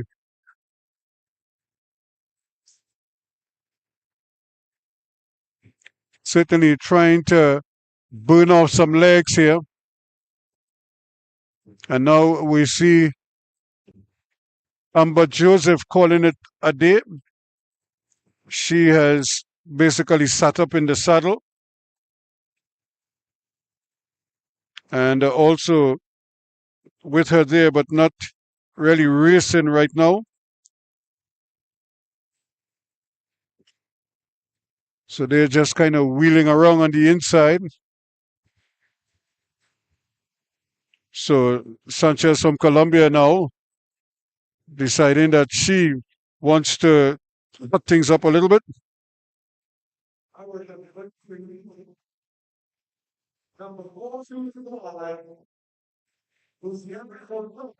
Rosario Betancourt of Colombia.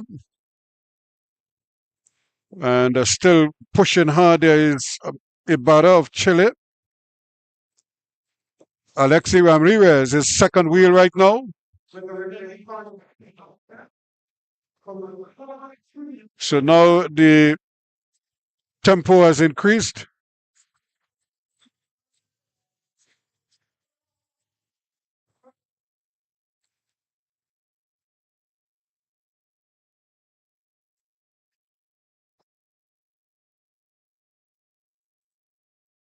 So Colombia again slowing it down now, trying to make it as palatable as possible so that they don't burn off any unnecessary energy. Jennifer Camila Sanchez Melo.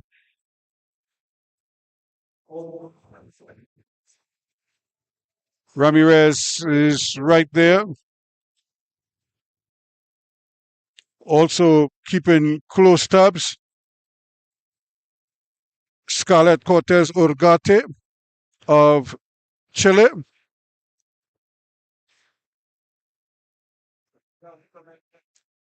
Still pushing there. So these 5 riders, they're the only ones left. They will start with about 17 riders. But here we go now. Melo from Colombia again charges forward. So Melo still keeping it high. Right in there too is Urgate. And right behind them is Ramirez.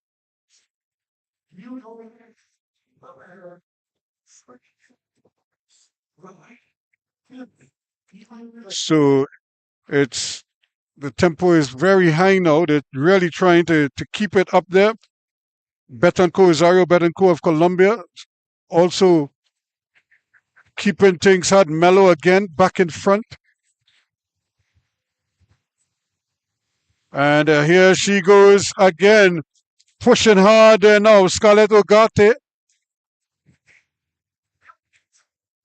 Alexi Ramirez now takes over the lead. Ogate decides she's going to keep going, try and keep the tempo going. They still have 15 laps to go.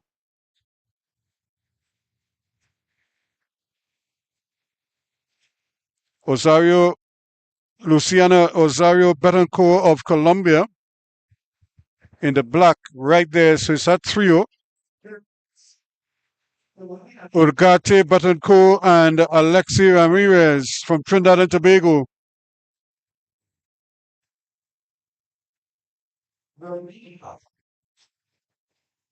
So we have 2 riders at the back, but they're not really factoring right now.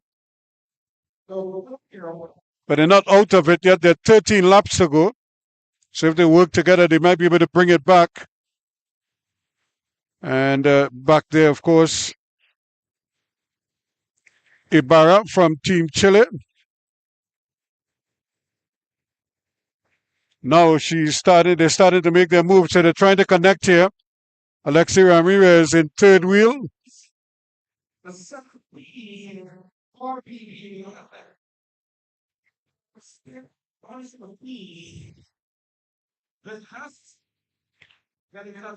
So nobody's getting away. The other riders ready to connect.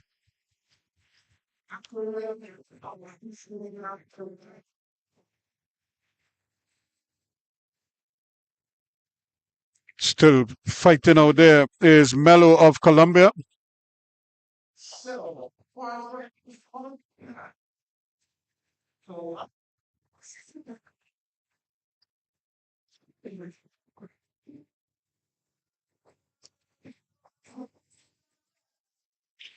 So Ramirez holding her own here, but she's really up against it. Colombia with 2, Chile with 2, and it's Trinidad and Tobago with just the one rider. Betancourt, but again trying to pull away the Melo from Colombia. But the Chileans are not giving up. Olgate and Ibarra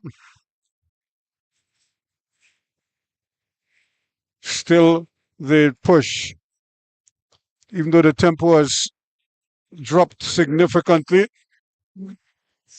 So Alexi Ramirez from Trinidad and Tobago in second place right now, but then look at the burst here quickly, trying to get away.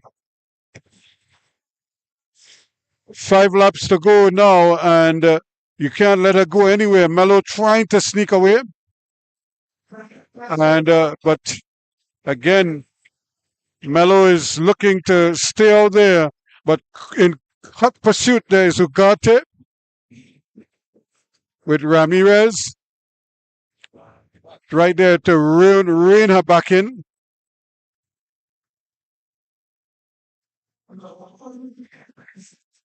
So Melo of Colombia still holding her own there. Ugarte from Chile is there. Ramirez is there.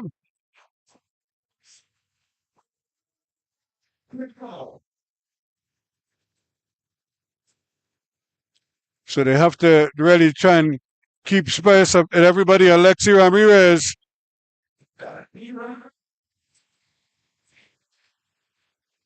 Ugarte is in hot pursuit. Similarly is Ibarra.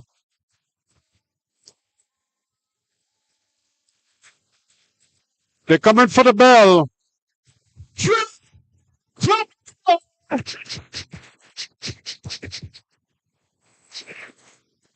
That's the bell. To go, Alexi Ramirez is at the front for Trinidad and Tobago as they race down the back straight. Colombia is challenging on the outside as they race for the line. It is Luciana Osorio of Colombia crossing the line just ahead of Alexi Ramirez. An exceptional race by these elite women. So there you have it, another exciting finish there in the women's scratch race. And what a fantastic ride there from Luciana Osorio Betancourt from Colombia.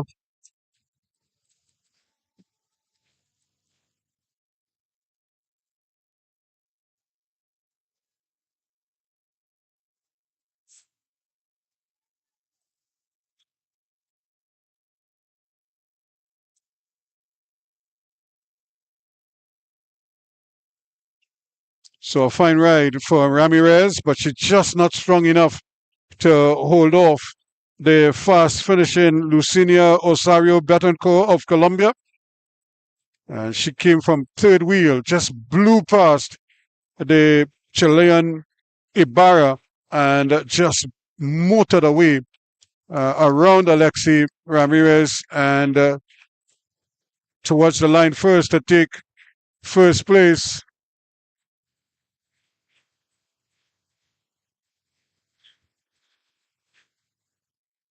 So now we're back with the women's sprint, the second ride.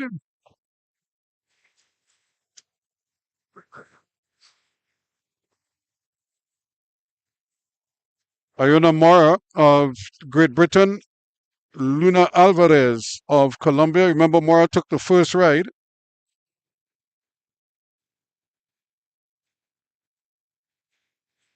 So Mora just biding her time here now. If she can pick up a second win here, that would be it. She'll be through to the finals, which based on what we saw last night, wouldn't surprise anybody. She is really the class act here.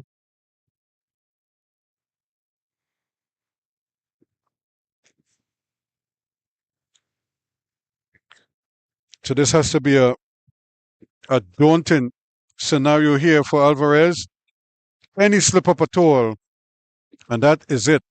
So she knows she has to ride a near perfect race just to be competitive, and there's no guarantee that even if she rides a perfect race, if she's going to beat this lady. She is so strong, Iona Moya.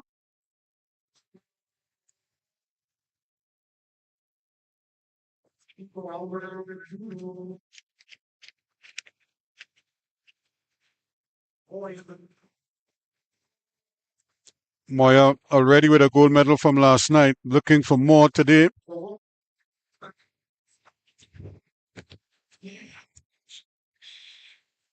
And the thing about it is that she might be a rider that Great Britain is grooming for the next Olympic Games.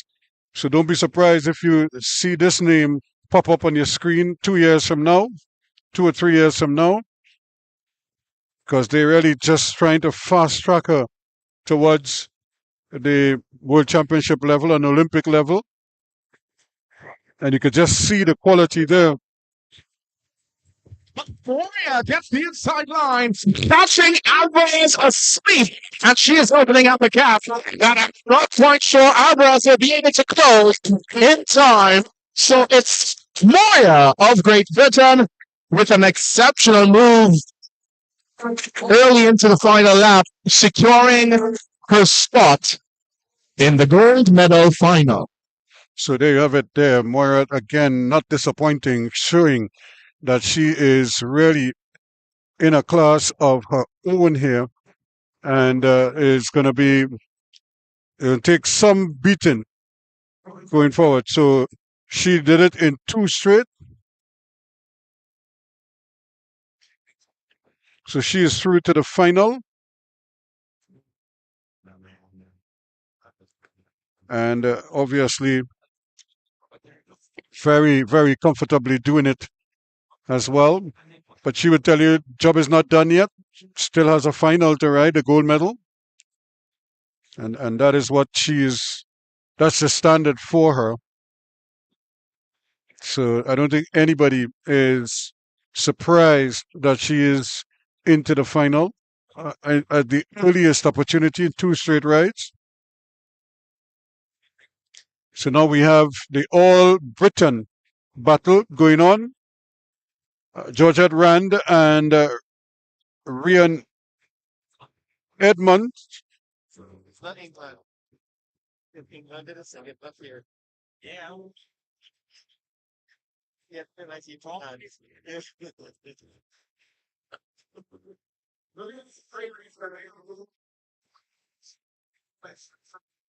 Of course, you're hearing the Sweet Caroline in the background. That's actually a very popular song at most major stadium, most major sporting events.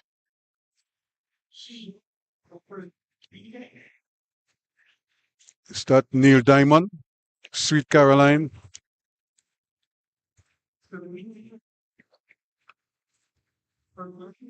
So now we have the 2 British riders back on the track here.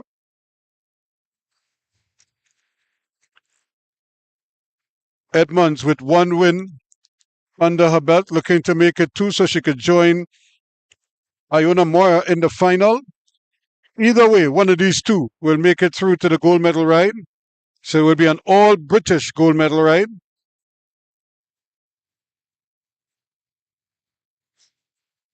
So here we go. As they come around now, they'll be coming for the bell. Trying to heat it up here. And it's incumbent on Rand to take this one as long as possible. But there goes Edmonds. She is holding the lead. Edmonds in front. Edmonds is holding on to that lead, trying her best to stay there. And it's going to be hard for Rand to come over. And not sure if she has enough legs to do so. Edmonds comfortably into the final. and she will battle her countrymate Iona Mora in the final.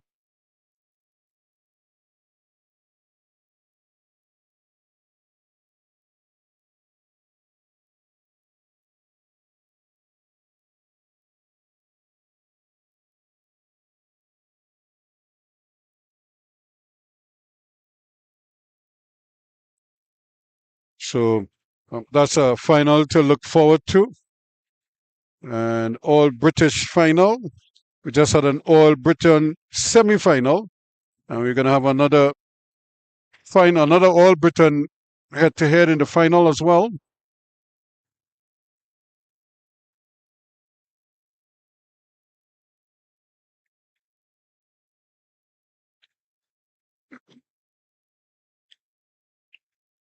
So again, the women are moving very quickly. Now we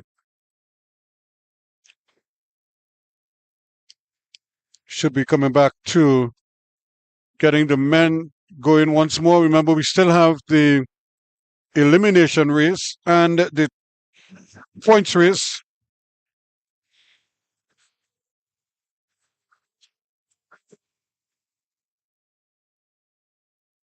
So here we go with the elimination race in the Omnium.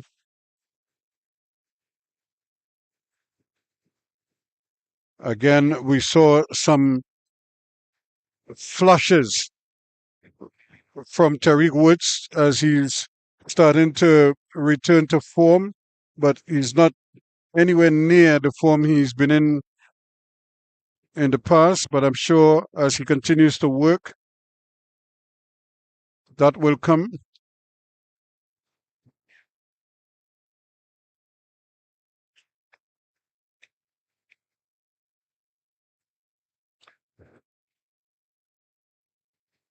So a solid ride again from the two British riders.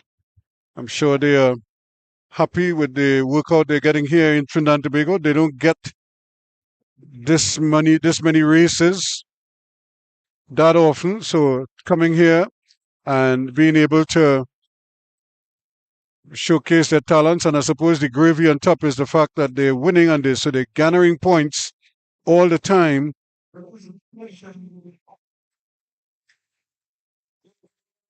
So that is always the aim, just to ride, have success, and pick up the points. And they are not disappointing at all. That Great Britain camp must be very happy with the outing so far. And I can imagine the ladies are probably saying, why didn't we do this every week? Come to Trinidad, warm weather, and I'm not sure if they get any time to go by the beaches or anything like that, but that's beside the point. If anything, they probably went to the beach earlier today just to lie on the beach. They don't go in the water, because when you swim or stuff like that in the salt water, it really takes something out of you. So they probably wouldn't go in the water, at least not today. Maybe on Sunday. They might use Sunday as an off day, probably fly back Sunday night. So Sunday, look out for them somewhere in Maracas or someplace as they celebrate what has been so far a very successful trip for them here in Trinidad and Tobago at the UCI sanctioned Speed Festival. And of course, the one today is the Carnival of Speed. And of course, we want to salute the DPS team. They are the ones hosting this event. And the riders, I'm sure, must be very thankful, because this event is now listed on the UCI calendar of events. So the riders from all over the world will look and see where they can go and get points. So they'll probably tick off. And if you're in Europe, you'll probably say, well, we could go to Spain at this time of the year, go to England at this time of the year.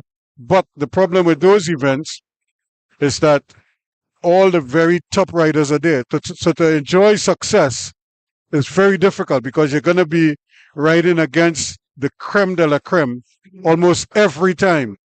Whereas if you come here, those top riders, some of them might elect to say go to Japan instead or stay in Europe as opposed to coming to the Caribbean. So these riders here are thinking, well, if we could come to the Caribbean, we'd still getting points, but we're winning. So they probably get more points than they would if they stayed in Europe and competed at an event in Holland or in Spain or something like that. So you kind of like have to pick your poison. And I'm sure they don't mind the travel, especially if you come into warm weather and you're getting the opportunity to generate points and inch closer and closer to World Championship, Olympic qualification, and Commonwealth Games as well for some of these riders. So there's a lot riding on their performances this weekend, no pun intended. But it's not just about, fun and games for these riders. There's a bigger picture that they're working with. And we've seen that. Again, we send out our thoughts to Delia Palmer because she competed last night, but unfortunately for her, in the final, that Keirin final, just as she was making her move and she looked like she was going to medal, the incident occurred. She got wiped out and she stayed on. The other two riders got up almost immediately or shortly after, but she was the one who stayed down. And unfortunately, we haven't seen her compete today, so we're keeping our fingers crossed that she will be able to compete tomorrow as the event continues. Speaking about continuing, we look on the track, we see the third race, the elimination race in the Omnium series.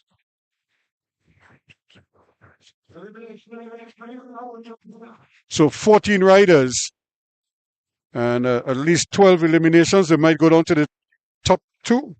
So we'll see. So a rolling start. So they won't eliminate anybody here. But when they come back, they'll get bell, and from then they'll eliminate every other lap. So here we go, 14 of them. And Akil Campbell is in there. Tariq Woods is in there. And so that's the next lap around. Down there at the back, so too George Quadrado, Tariq Woods as well. They'll all be looking for room.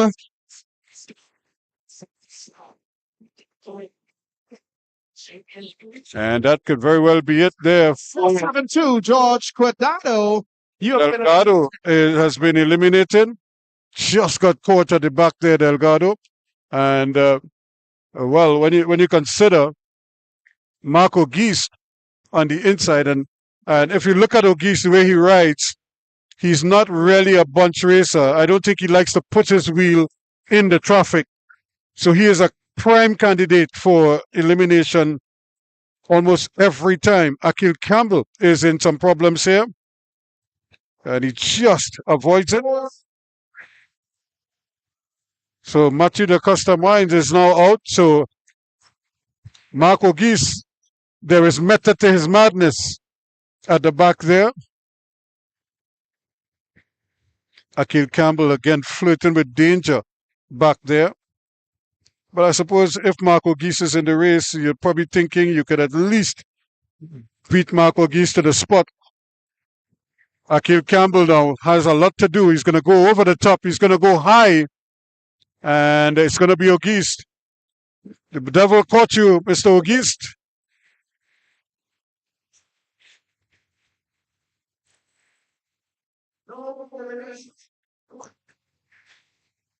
No elimination to that round. So O'Geist lives to fight another day.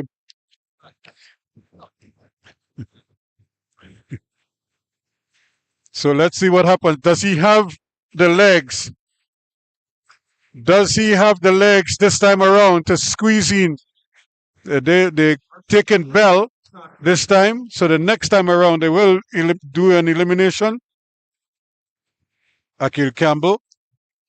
pushing order like Ogis has given up, so he will be eliminated. And just as the tempo increases, and Ogis reminds me of another rider we used to ride called Pretty. Pretty would ride whole day. In fact, he used to work in Chaguaramas and he used to ride to work from San Fernando to Chaguaramas every day.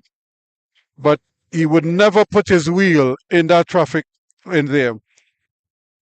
Here comes Akil Campbell now. He's at the back. Can he come over the top again? He's really working hard. Tariq Woods is there also. And he too could be in some trouble. And it looks like Tariq Woods. Yes, it is Tariq Woods. So he has been eliminated. Akil Campbell is still there. Now, Akil Campbell could win this. He won last night's elimination. So he might be thinking 2-2 here.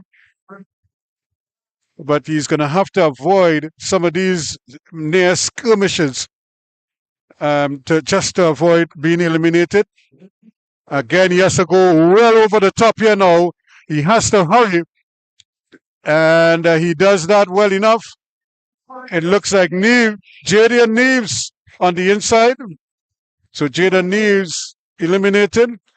And the riders on the inside are at a distinct disadvantage because there's precious little you can do inside there.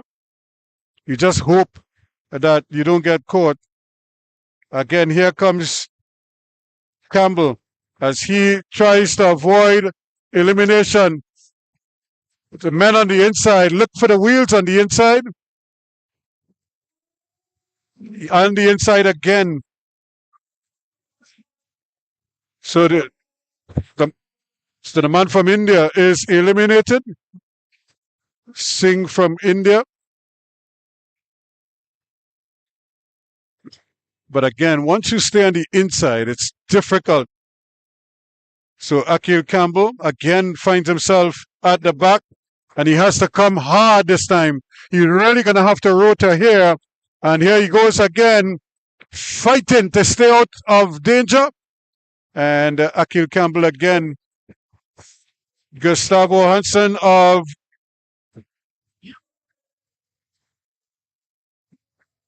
So all the riders on the inside, they're getting pinned on the inside. And they can't get out. So Akil Campbell, there might be some method to this madness because he's staying out of harm's way, although he's cutting it really close. Here he goes again. He has to go really hard over the top once more. And again, on the inside, Chile is going to be in trouble. Yep, Rojas of Chile. So the men on the inside are having a real hard time because there's no room at the end. Again, Akil Campbell finds himself at the back of the pack and he's going to have to make this big rush to come over the top. Akil Campbell, this is tough for him, but he's quick. And again, just... Slovakia is out. And here we go again with another elimination. 5. So there is the bell. 5 riders, so another 3 eliminations. Can Akil Campbell stay alive? Moya playing games at the back. 4-3. 4-3. Munoz of Colombia, you have been eliminated. So Munoz of Colombia is out and Akil Campbell lives to fight another day. So 2 more eliminations as they get bell. And Chile and Trinidad and Tobago National Cycling Center. I cannot hear you, and that means the cyclists can't as well. So Akil Campbell is out.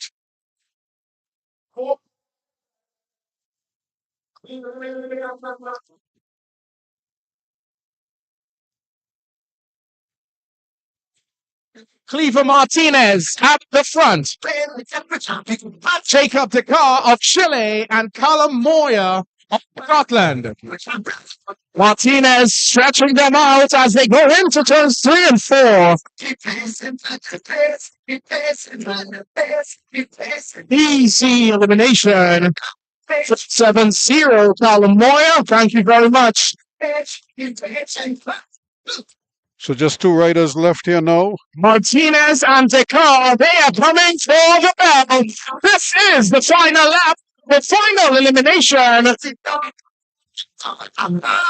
Will it be Venezuela or will it be Chile? Martinez of Venezuela holding on to the lead as they come around. Dekar is going to challenge on the outside, and we get it done. So a fine win there for Dekar, coming over the top, taking Martinez at the line and win the elimination race, but more importantly, the points that go with that. So that's the third event in the Omnium. And so we just have the points race to come a little bit later on.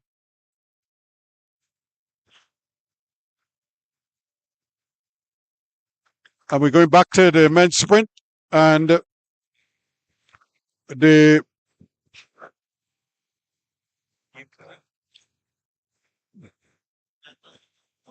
we saw earlier in the Keirin event, Nicholas Paul is in this heat, and he will be favored in this particular heat of the semifinals of the Keirin.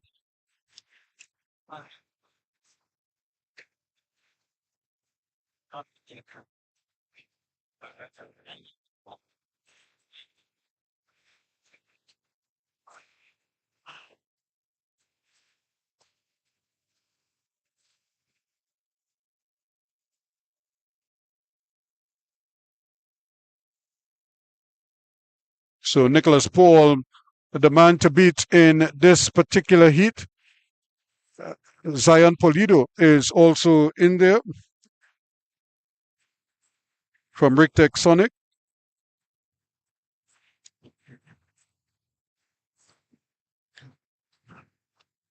Of course, Great Britain also represented here as well. So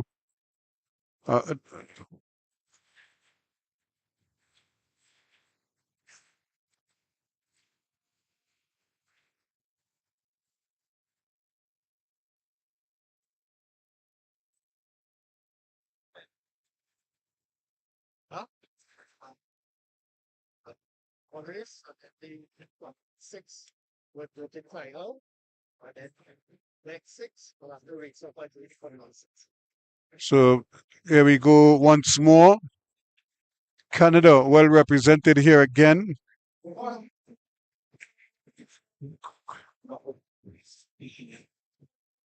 Great Britain also in the mix.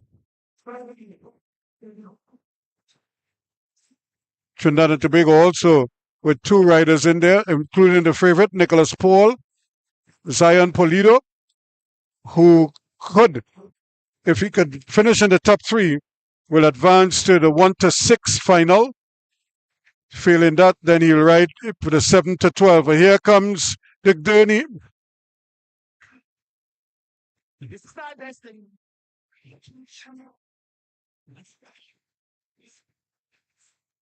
So the riders will ride behind the Durney for the first 3 laps. Lots of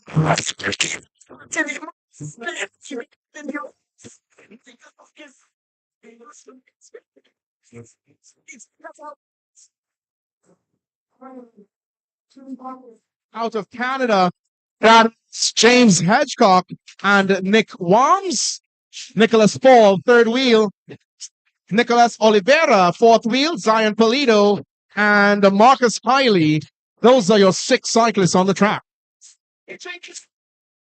So Hiley out of Great Britain also one to watch here. Among the favorites to advance in the top 3 to contest the final. Paul, third wheel. keeping close tabs there, but the man right behind him is Oliveira. He is dangerous as well. Hailey decides he's going to move early. So Hailey not wasting any time. And here he goes. Zion Polidor is trying to track him down. Nicholas Paul yet to make his move, but now he does. As he goes racing along, Paul cruises in. And in fact, and it's Oliveira right on his wheel. Nicholas Paul is coming for the bell. It is Paul hit Oliveira. Top 3 for the Kings Medal final. So it's Nicholas Paul, Oliveira, and probably on the inside. And in forward to look like Nick Worms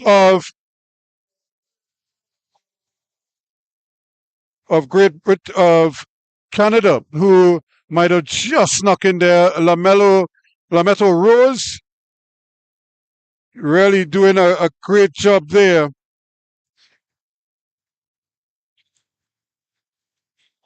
So Oliveira certainly put the pressure on, but Nicholas Paul was too strong, and he took that sprint from a long way out. In fact, he was sprinting with 2 laps to go, and he still had enough to come home with. And I will let them in on a little secret. The reason he's able to maintain that sprint for that length of time is because in his early years, Paul wasn't really a sprinter. He used to really ride endurance races. And then he made the switch to sprinting, and that muscle memory stayed with him. So his muscles have already been developed for maintaining for long periods. And now he's just adding experience with that, and of course, superior fitness, which is a lethal combination the more you think of it. So we're getting ready now for the second heat. Quincy Brown is in there. And Jacine Phillip.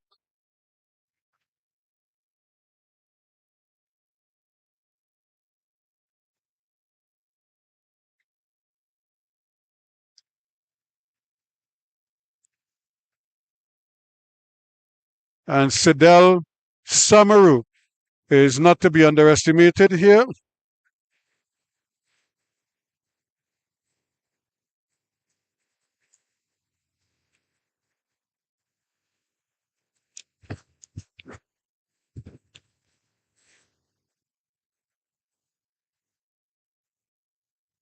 So we're looking at these riders are very, very keen here now to secure a spot in the final.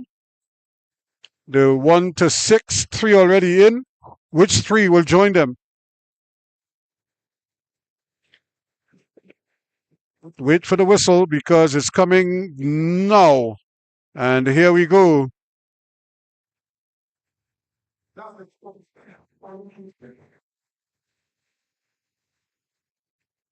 It's the second semi-final. Jacine Phillip is in there. Third wheel. Sidel Samaru, second wheel. Quincy Brown at the back. First wheel behind the motorcycle, that's Lucas Villar of Argentina, followed by Sidel Samaru, Jacine Phillip, Juan Diego of Colombia, Niall Monks out of Glasgow, Scotland, and Quincy Brown of Arima Wheelers, top 3 to qualify for the gold medal final. And of course, the next 3 will go straight through to ride for the 7 to 12 later on. But no change as the riders are just getting the gears nice and easy, trying to stay on top of the gears as much as possible. But when they see 3 to go, as now the gurney will leave the track, and here we go. There's each man for himself now. Still some jockey in there. Keep waiting. Quincy Brown now starts to make his move. On Sindel Samaru, he gets the front, he looks over his right shoulder. In Argentina, to St. Philip is in third position at this time. Winding up that gear, and he will be leading into the final. Just St. Philip is at the front. Niall Monks is on his wheel. Top three to qualify for the gold medal final. Oscar Villar to St. Philip. And Niall Monks unofficially. So Oscar Villar, Quincy Brown got himself crowded out there. He left himself with too much work to do and tried to wait to see if he could make a late move. But by that time, the rush had started and he couldn't get up in time. And then he couldn't get on the outside more than anything else. And that kept him on the inside. And there was, as they say, no room on the inside for him to bore his way through there. And as a result of that, he doesn't finish in the top three. And but just St. Philip is safely through. Oscar Villar also showed his class.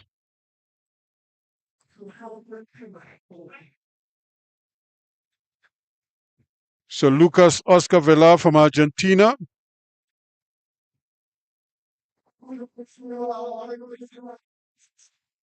Could make it through there. So very interesting now to see how to go. But Nicholas Paul will start as the favorite in the final. And Quincy Brown would want to finish in the top. Will finish first in the 7 to 12 to finish 7th overall. So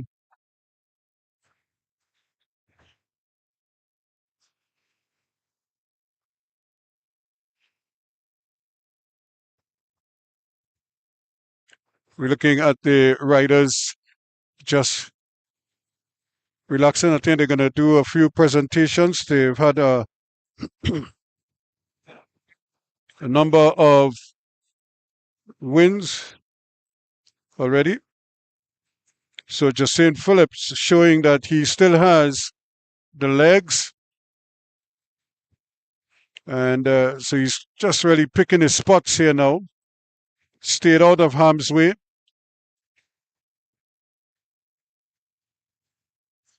And this time he got the better of Quincy Brown, who was looking. You could see him searching for an opening, but there was none. The outside route was blocked and nothing on the inside. There were three riders in front of him, kind of presenting a wall there, and just couldn't get up in time. So remember, we are here at the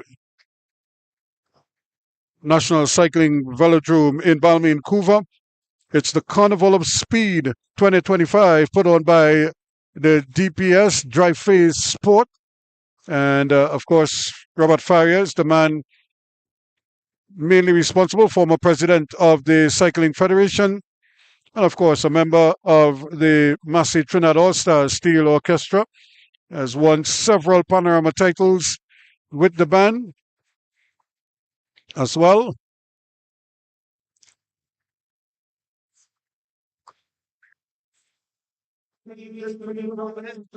So now we're getting ready for some prize distributions. As we take a break from the actual racing to reward some top performers so far.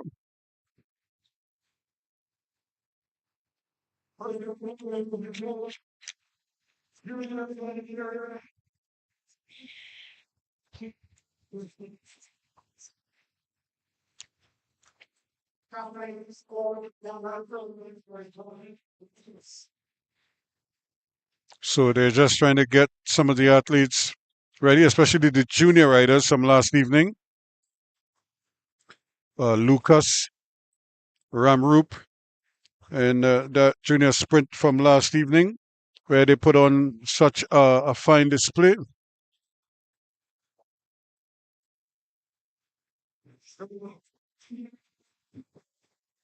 That's the junior men's Keirin from last evening.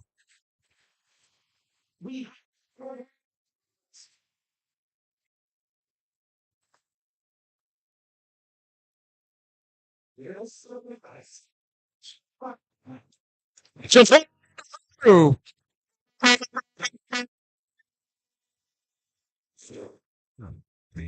know you love to make an entrance. Do you like getting paid or getting paid attention? You mix the wrong guys. And your winner of the junior men's Keirin at Speed Paradise out of Team DPS, Filet Desamore. Excellent. Fly your first class through the air, Airbnb. I'm the best you had. So there you have it. The winners from last evening, Kafele Desamore from Team DPS. Congratulations to them. So now they're going to do the normal. See, take the photos. So those photos will appear on their walls, but more importantly, in the newspapers, daily newspapers, on television.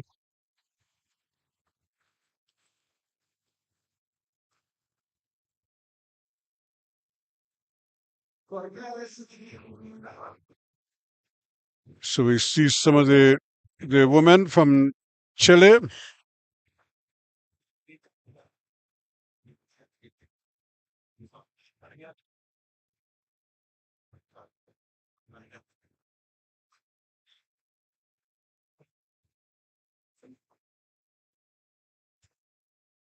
So we're looking at another presentation. Chile top place in your Elite Women's Scratch Race final. In second place, riding for the Golden State Blazers out of Trinidad and Tobago, Alexi Ramirez. Trinidad. And your winner out of Colombia, Luciana Osorio.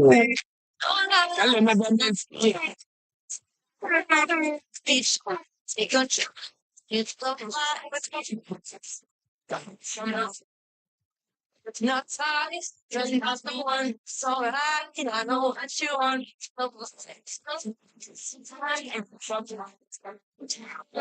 That's Christina.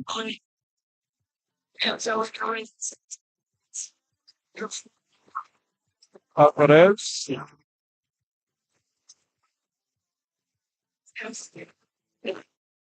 So these are some of the races that took place last evening. So they're now giving them their prizes.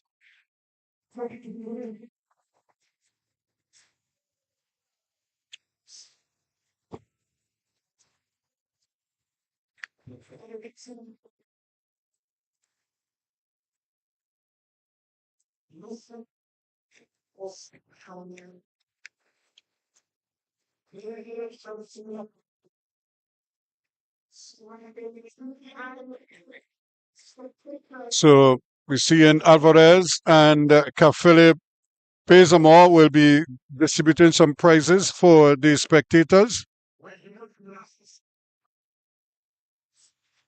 as they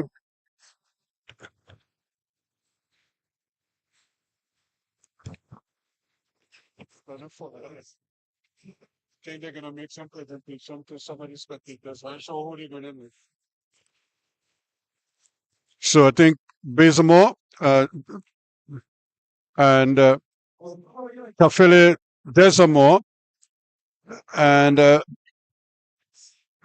going to make some presentations to some of the somebody in the crowd, not sure who. I don't know if the presenters are eligible, but we are out of the mix here now. So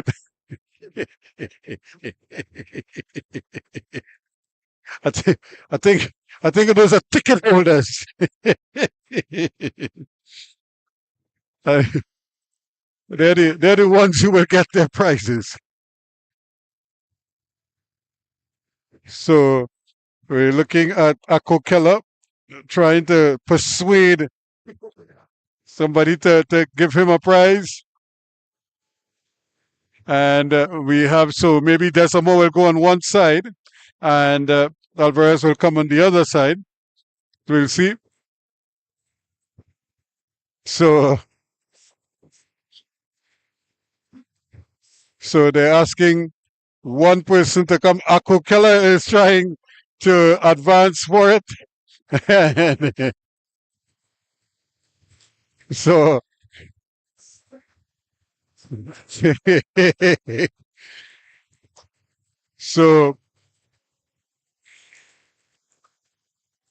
so there are the prize.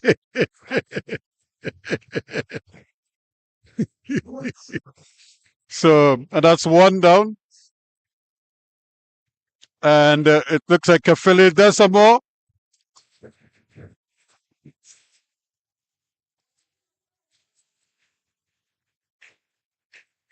So Kafili Decimo is bringing one of his supporters.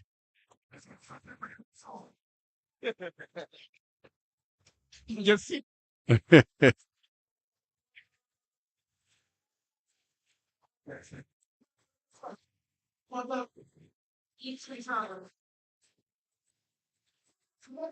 So they have one more hamper to give away here.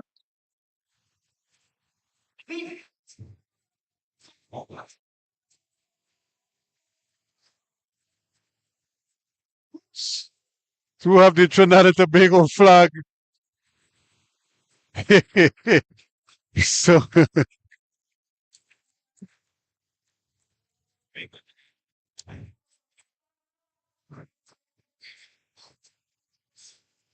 so again, showing our Trinidad and Tobago flag.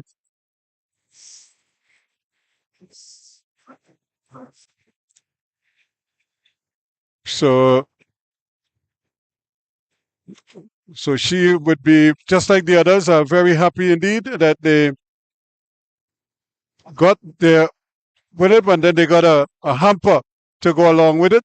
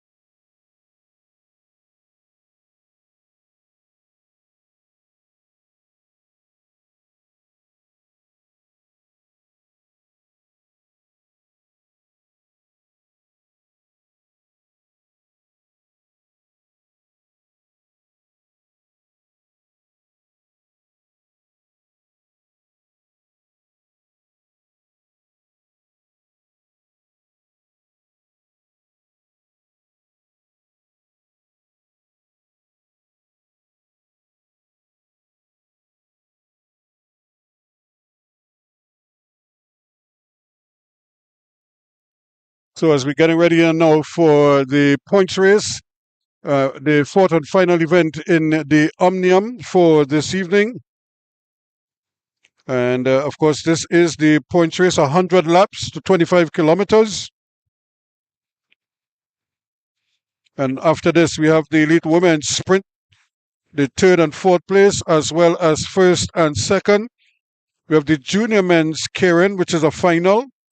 We have the elite women's sprint finals, third and fourth, and first and second, the second rides. Then, of course, you have the elite men's Keirin, the 7 to 12 final, and then the 1 to 6 final. And of course, we also have the women's sprint finals, third ride if needed. So that is where we are at this time. But this is now the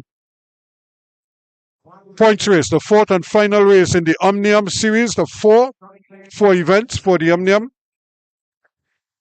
We already had the scratch race followed by the tempo race. We had the elimination, and now we're gonna close out with the points race. And again, for the points race, the sprint is 100 laps. They'll sprint every 10 laps, and the winner, the person who crosses the line first in each sprint lap, will get 5 points. Second gets 3, third gets 2, and the fourth place rider across the line will get 1 point. So the first 4 riders are the ones who will garner points. If you lap the field, you get 20 points. If you get lapped, you lose 20 points. So that's what is at stake here now in this one. The elite men Omnium fourth and final race for this evening.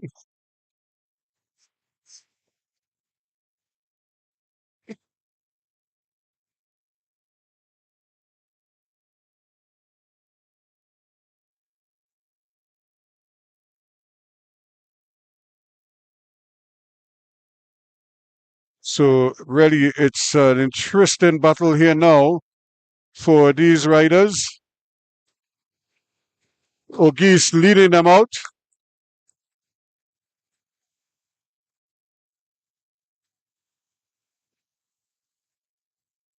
So Auguste out in front, he gets his movement in the sun. He's not expected to factor when all is said and done, but Auguste leads them around again. And the local cyclists are happy for him because they know his limitations. And so it's good to see him actually at the front of the race, leading them out here. Marc Auguste of Heatwave Cycle Club of Trinidad and Tobago.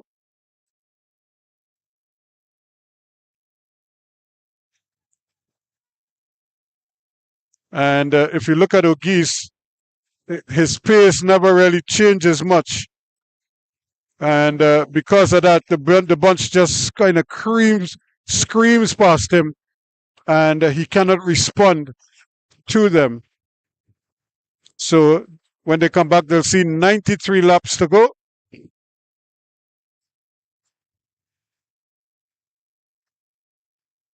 And the man pushing out George Quedado of Valkyries, USA. Quedado.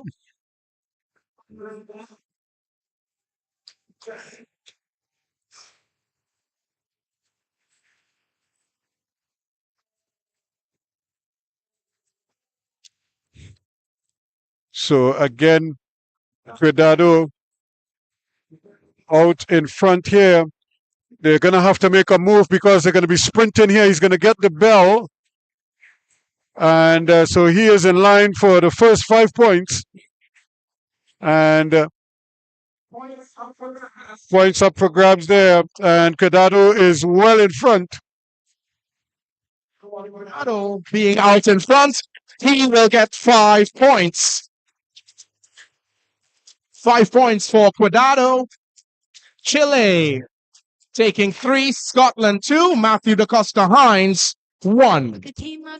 So that's their first sprint. And now the riders are probably going to settle down a little bit now. I don't think they're going to keep the cadence too high, but you never know. And already you can see Marco Geist here trailing. He's going to get lapped early.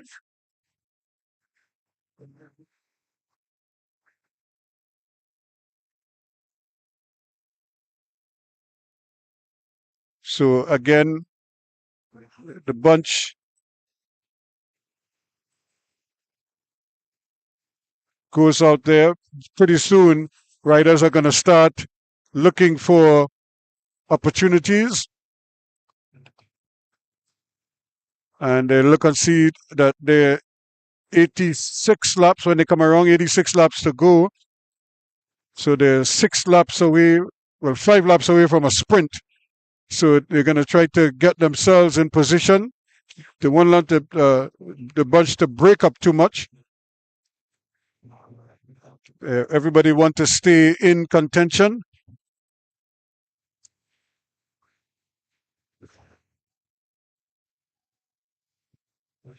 And when you consider Cuidado now is at the back of the second bunch or the main bunch, the peloton in cycling terms. Can they bring it all back together, because they're going to be sprinting in a short while? They'll come back and see 84 laps to go.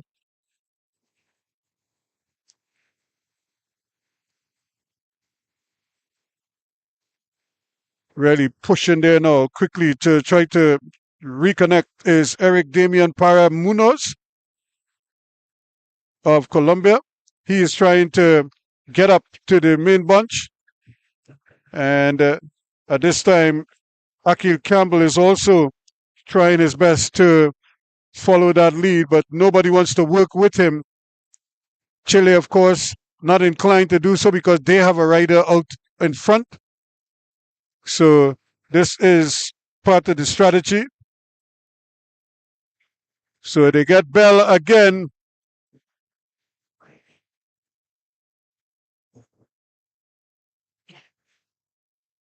Looking for points here now. Here we go. And this is where it becomes very interesting.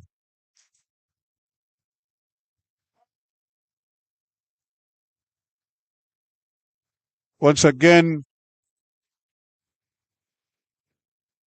no stopping the bullet there. Jacob Decar of Chile. He picks up 5 points and still continues to lead. Akil Campbell now in no man's land. He's way behind and really has to get a move on here. But I don't know if he has the legs right now. He just seems a little bit sluggish in the saddle. He's not as smooth. His cadence isn't the customary, unless he just waits for the bunch and then sprint with everybody. Because right now he's not trying to do the hard yards. He's just wheeling around the track, almost as if he's waiting to be caught. And it won't be too long before he's actually caught, because speeding around there, Team Chile is Jacob Decar.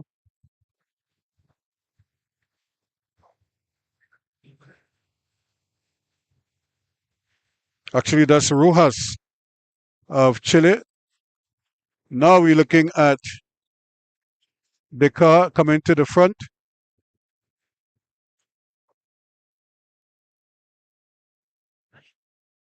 But Scotland still trying their best here now. Callum Moore of Scotland.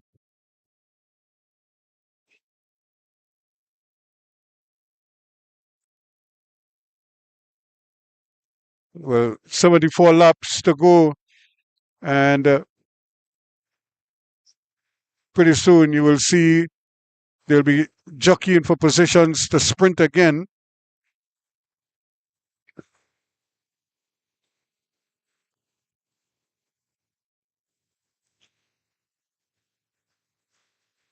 So Akil Campbell is holding on to the Chileans because I think he recognizes that that's where the money is. And he's trying to stay in contention with them. That's a good wheel to hold on to. And here they go again with the bell. They're coming for the bell. And Akil Campbell now leading them out. Tariq Woods is right there with him.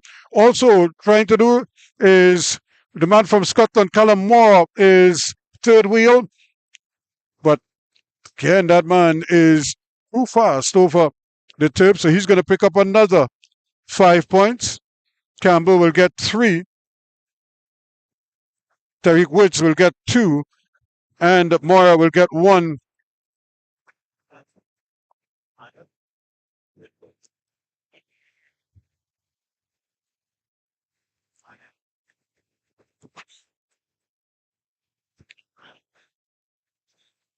So riders basically have to like pick their spots here now. Try and see how they go. Jacob the car doing his bit. The Chileans are taking turns at the front. So you can't really zero in on anyone. So when one is relaxing, the other one is racing. So they always have a presence at the front of the race.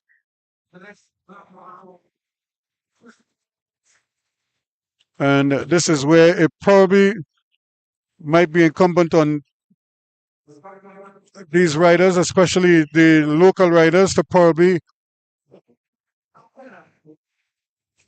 get 2 or 3 of their club riders in some of these events so that they can cover attacks after attack. It's not easy when you're riding alone, and Akil Campbell and Tariq Woods are finding that out the hard way. Venezuela now deciding that enough is enough. Too many. And there we have another spill.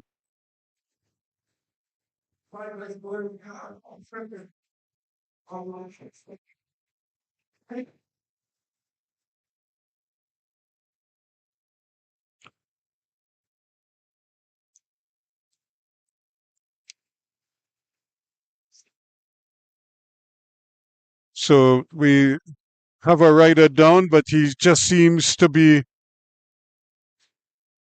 okay. He's just checking his vitals, I would imagine, and making sure that the helmet is good, the leg is good, and he puts the thumbs up to indicate that he is A-OK. And so the race continues. And as they say, cyclists are tough as nails. Cordado, the man who went down there, Jorge Cordado of Valkyries and the USA.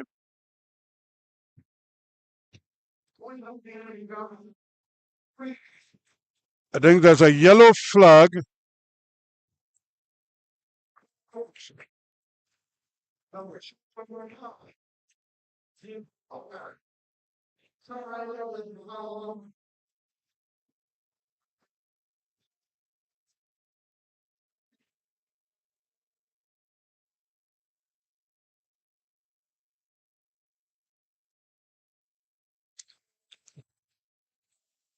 Campbell, 101 point. Number 441, Gustav Johansson on 81. And with 64 points, Tariq Woods. So the race is under caution at the moment. The yellow flag is out. And they wanted to just make sure that Cordado is taken off the track area and that there isn't any debris on the track. And Cordado has given them the signal, given them the thumbs up that he is A-OK. Robert Farrier also there trying to make sure that everything is okay. So here we go again.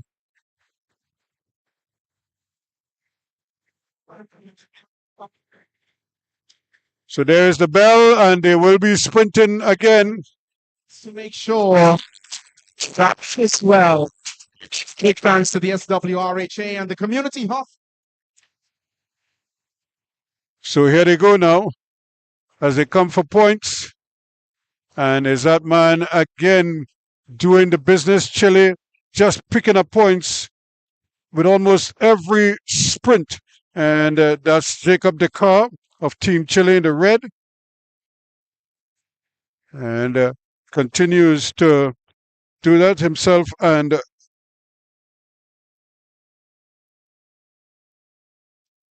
Rojas, his teammate from Chile. They were, 13 points?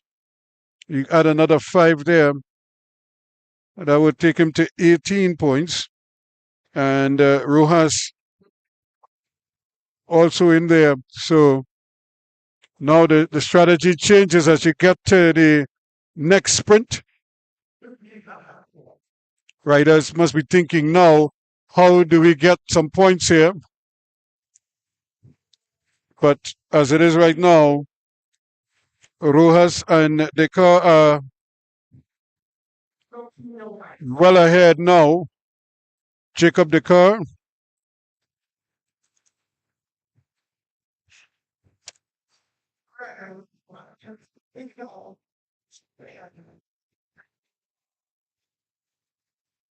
So Jaden Neves out front there for the moment. But again, the riders quickly will rope him in. And the leader of the race is actually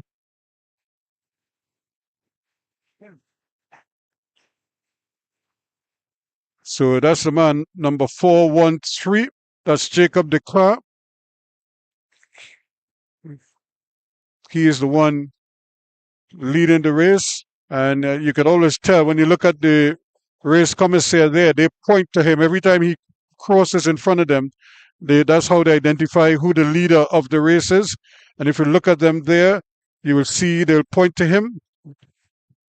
So that's how you indicate who the leader of the race is. So he's really turning over quite nicely here.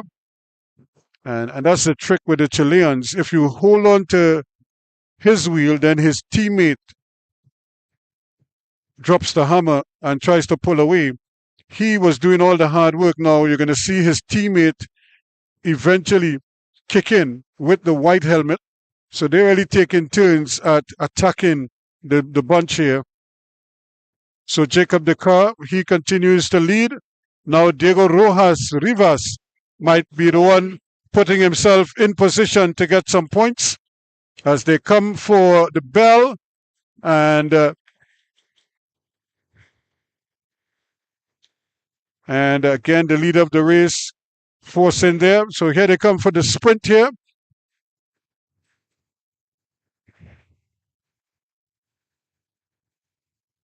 So points 5-3-2.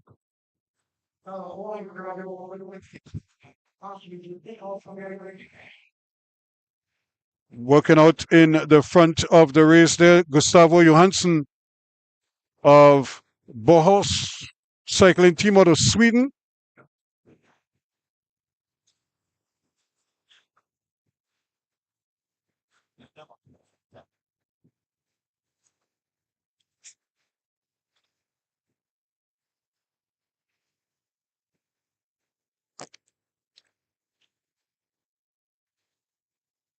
So 47 laps to go. So they've crossed the halfway stage. Still a lot of points on offer. Remember, the final sprint is double points. So what you have to do is pick up some points in the middle stages and hope you can sprint at the line. So that would be double your points.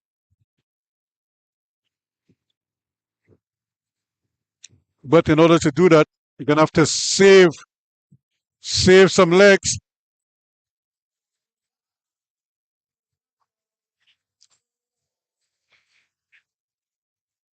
So Akil Campbell has to be careful. He's riding on the blue line. Can't ride in there for any extended period of time.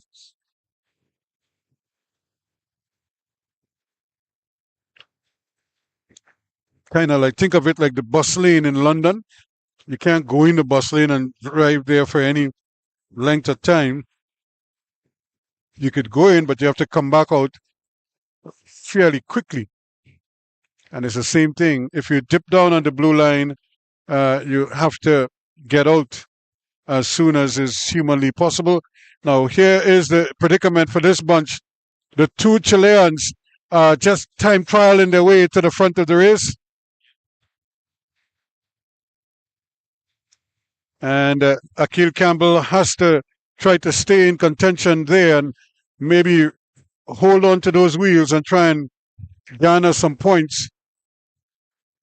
Venezuela right there in the mix. Tariq Woods also there again, but here goes the Rojas and the car doing it their way. Venezuela also in the mix. Martinez, and Martinez will get the 5 points, and the car will get 3, and 2 will go to Rivas.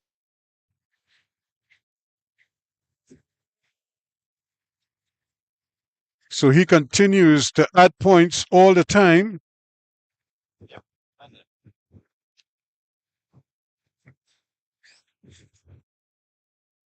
Jaden Neves still right in there, still showing his quality, but he's not able to really sprint and get big points just yet. Still a baby in cycling terms, so this is all part of his growing pains.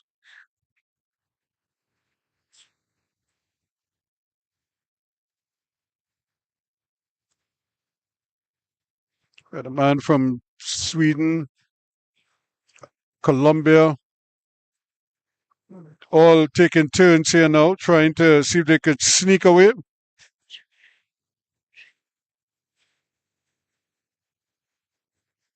Hashreef Singh, second, from India.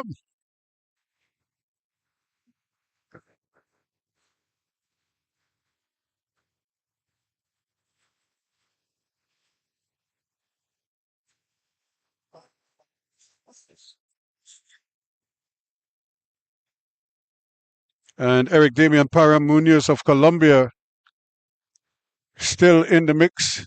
Tariq Woods also, or rather Akil Campbell joining them.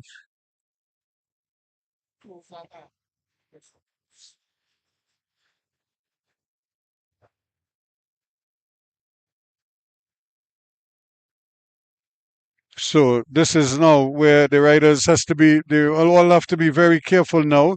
With 3 laps to go, riders are going to have to start jockeying to get into position. They'll see 33 laps to go now.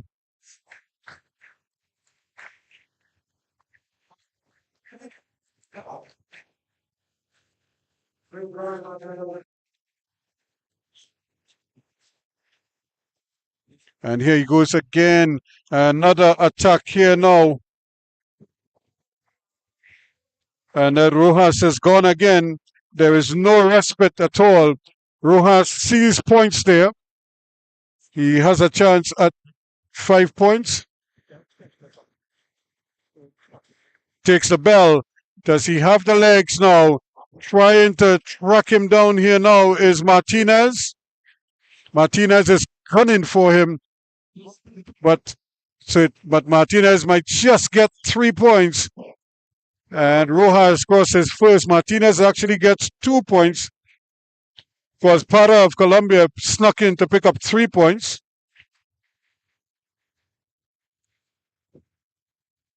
So Clever Martinez of Venezuela, 5 points in the bank. So remember, the last sprint is double points. So Akil Campbell trying to see if he could get away from this bunch here.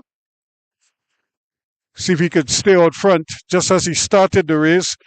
Maybe now is the time he feels that he can dig deep, pick up some points, some easy points. The only problem is he's left very early indeed, so he has a lot of laps left, even before the sprint for points. 27 still to go. You would think he would do this probably with about 5 laps to go, but then if it's under 5, they wouldn't let him ride away like that. Akil Campbell trying to see if he could garner some points late in the game here.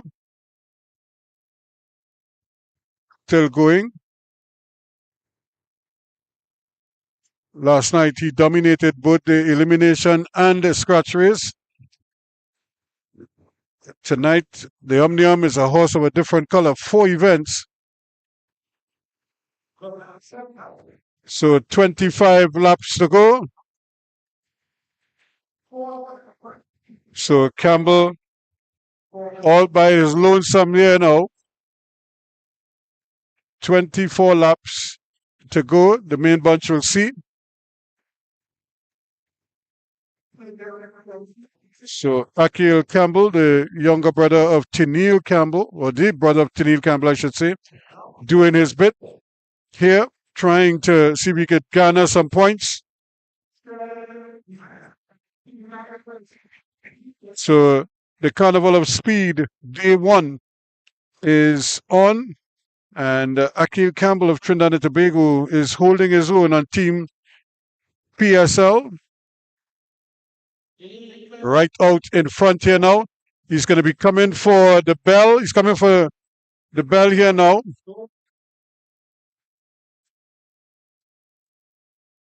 So he's going to get bell. And so 5 points is up for grabs here. And Campbell looks like he has that in the bank.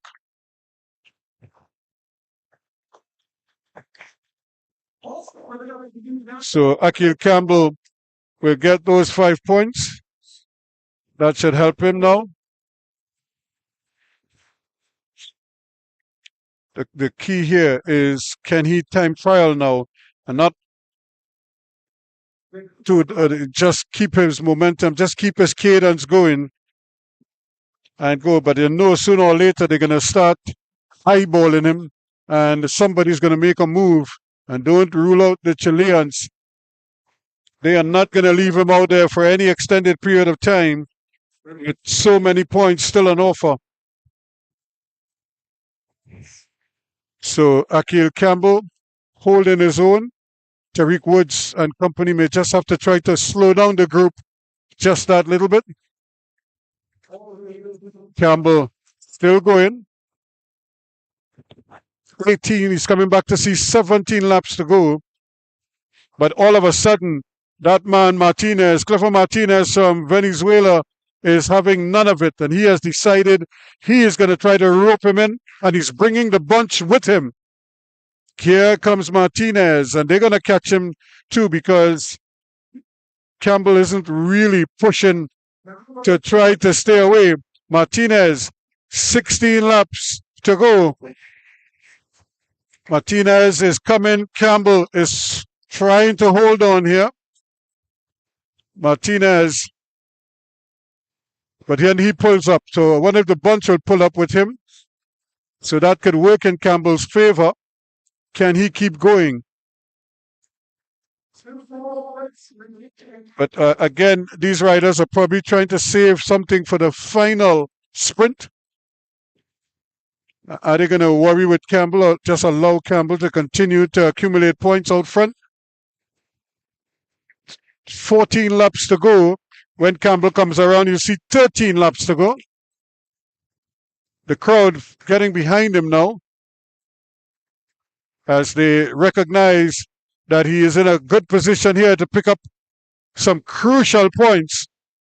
Is it going to be enough? He is coming. Akil Campbell is pouring his way forward. Can he keep going? He is coming back for the bell, Akil Campbell. So if he can stay there, he'll pick up another 5 points. Campbell is going. When he comes back, you see 11 laps to go. He will get the bell. And if he can stay there, he will add another 5 points. But the bunch has picked it up themselves. So Akil Campbell pushing there, showing tremendous determination. And now he has to keep going. Here's a push for Tariq Woods is there as well. Tariq Woods will get 2 points. And again, coming in there is Jacob Dekar. He picks up the other 3 points. And can Tariq Woods just slow down the bunch here and allow Akil Campbell to keep going? Campbell, again, just churning over. Gets over the handlebar now. Time trial in his way. Hoping to keep going. And Akil Campbell just there. 8 laps to go.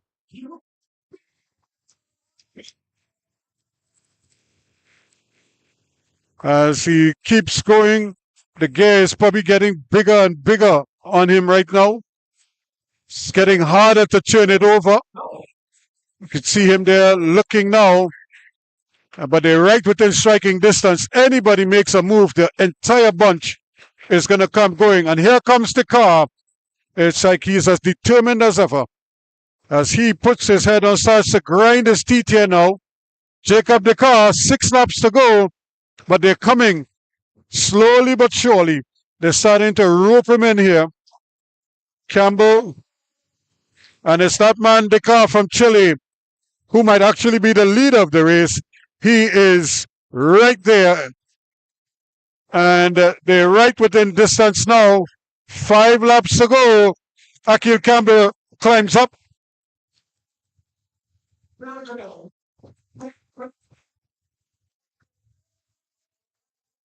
Tariq Woods at the back of the pack. So Campbell has enjoyed his little purple patch here now. Does he have enough for the last sprint? He will be smart to hold on to the Chilean's wheels, because those are the wheels that will probably factor at the end. And he's right between the two of them now. Javon Neves is also there. And Campbell staying in Indian file. There is the man Martinez from Venezuela leading them out.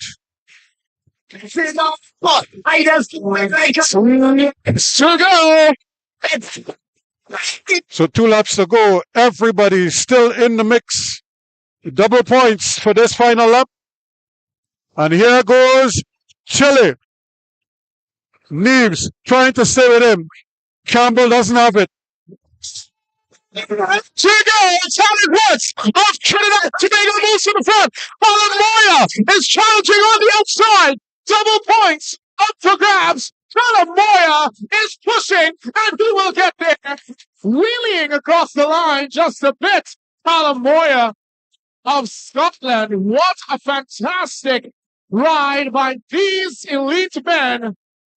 But again, it's that man, Diego Rojas Rivas, who came there late to pick up another 6 points.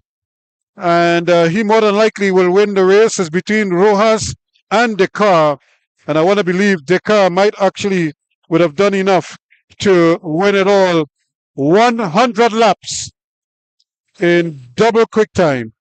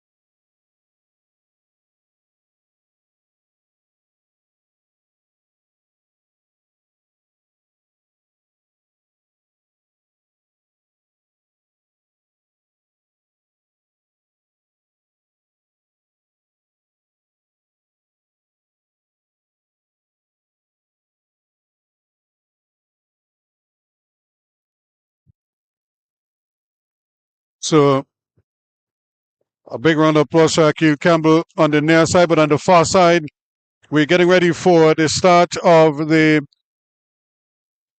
women's battle for third place.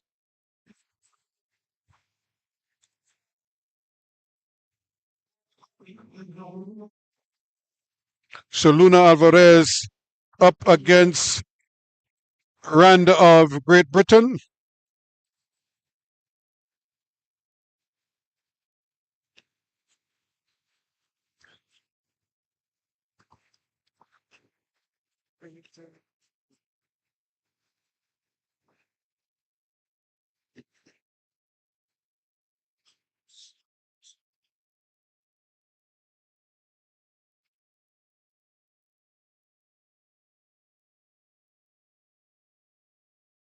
So again, this is the battle for third place. Alvarez of Colombia leading. She's leading Rand out of Georgette Rand out of Great Britain. And the British riders have really distinguished themselves here at the National Cycling Centre. Of course, in England, they have one of the best facilities there, similar to this, where they hosted the Olympic Games in London. And so they would be accustomed to these 250 tracks, these board tracks. And so they're right at home here. And Georgette Rand coming hard from at the top as they take the bell. Still leading Rand to the outside, having to go the long way around. Alvarez holding that inside line. It is very close. Very close across the line. It looks like Alvarez may have just gotten there. So if Alvarez takes that one, that would be a bit of an upset. You probably need a photo finish of that one. That one is very tight indeed, right on the line. So Alvarez takes the first, right? So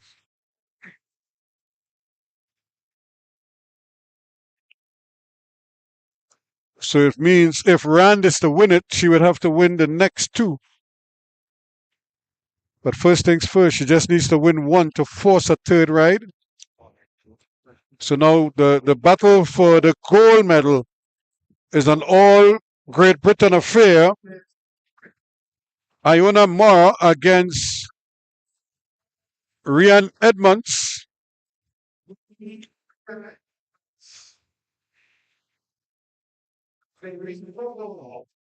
So they're battling for the gold medal. This, as I say, this race could easily be taking place at the London Velodrome, where the Olympic Games took place back in 2012. That's where Jacine Phillips announced himself on the international scene with some outstanding rides, wearing the Trinidad and Tobago colours, really put fear into the opposition. And even though he didn't win a medal, just his performances and the reception that he got was as good as gold. And fans will get to see him a little bit later on up against the more recent Olympian in Nicholas Paul. Chrissy Brown, unfortunately, didn't make it through to the finals of the Keirin, but he will ride in the 7 to 12 battle. In the meantime, the ladies are taking center stage. This is the battle for the gold medal. It's two British riders, teammates. They know each other's strengths and weaknesses, likes and dislikes.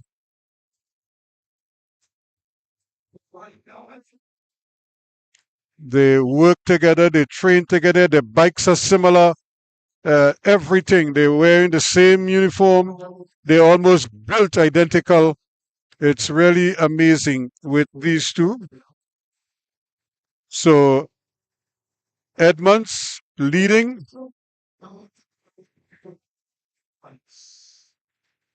Edmonds out front, trying to take this very long indeed, but she knows that Iona Mora is right there.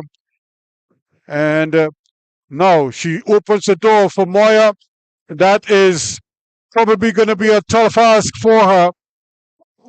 And Moya's dipped early. Moya is going. Edmonds has a gap to close, and she's closing quickly. Moya holding on strong as they come into the finishing straight. Moya looks like she got there ahead of Edmonds. So Moya again showing her capabilities. And the thing with Moya, she could beat you coming from behind, and she's showing that she could beat you right in from the front. So choose your poison. She is really an amazing rider indeed. So Moya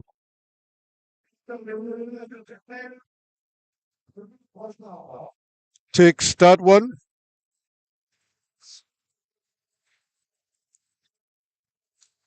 And leads the gold medal, right? 1 race to nothing. And now we have the junior men, Keirin.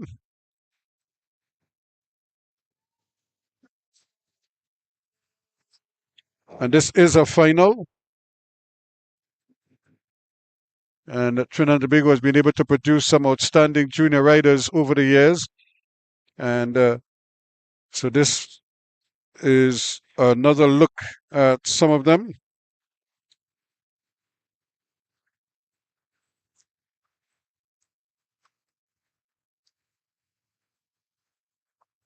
Team PSL, or rather Team DPS, well represented there.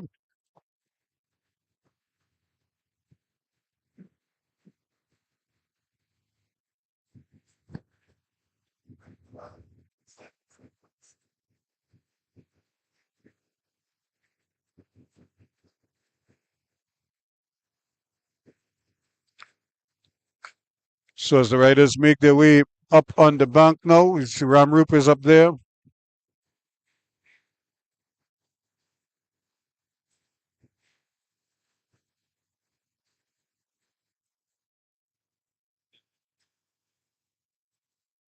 Jamaica also represented in this one.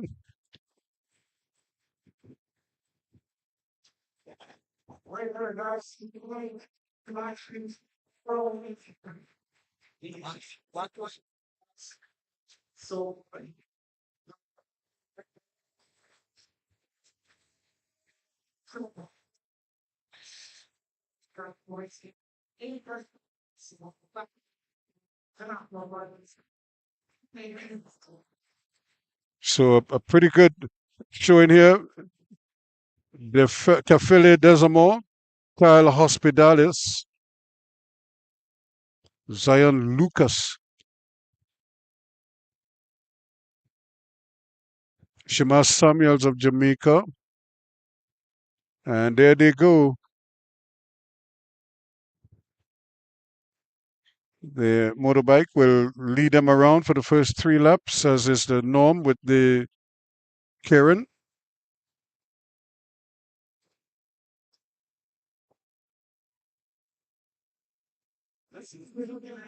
Have an eye in that.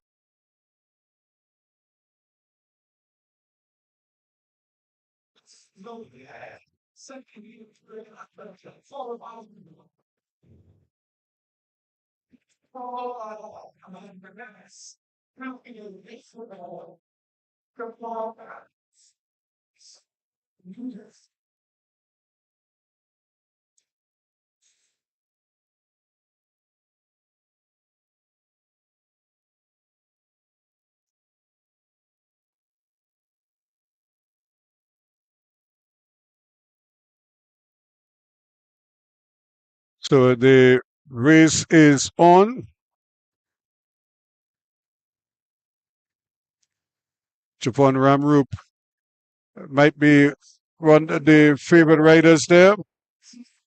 Judah Neverson is also there. Gus and Samuels, they are still in this one. Neverson at the front for the JLD Cycling Academy. Japan Ramroop stands on that gear.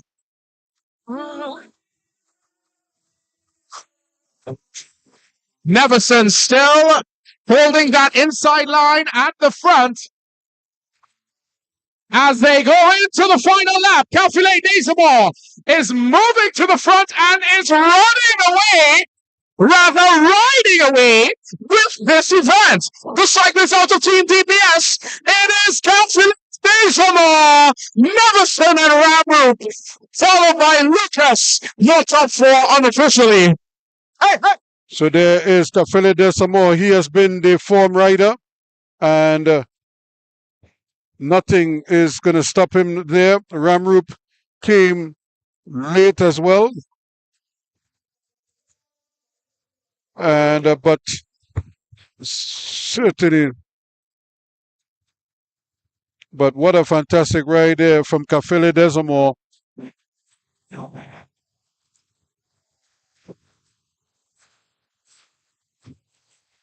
A fantastic ride for the young man, showing his true capabilities.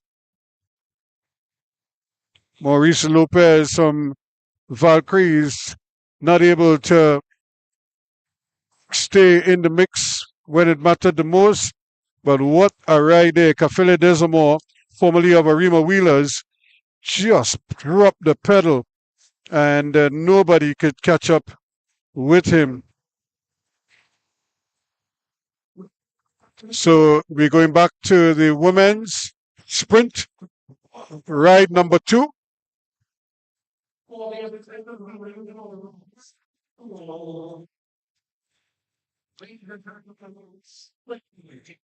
So we get ready for the second ride. And this, of course, will be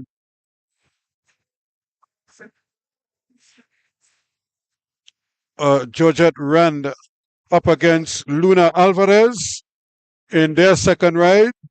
Alvarez took the first race, probably in a little bit of a surprise, a little bit of an upset win there, but we wait to see.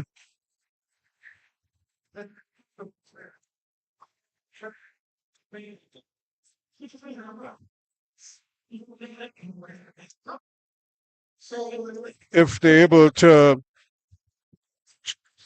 maintain that.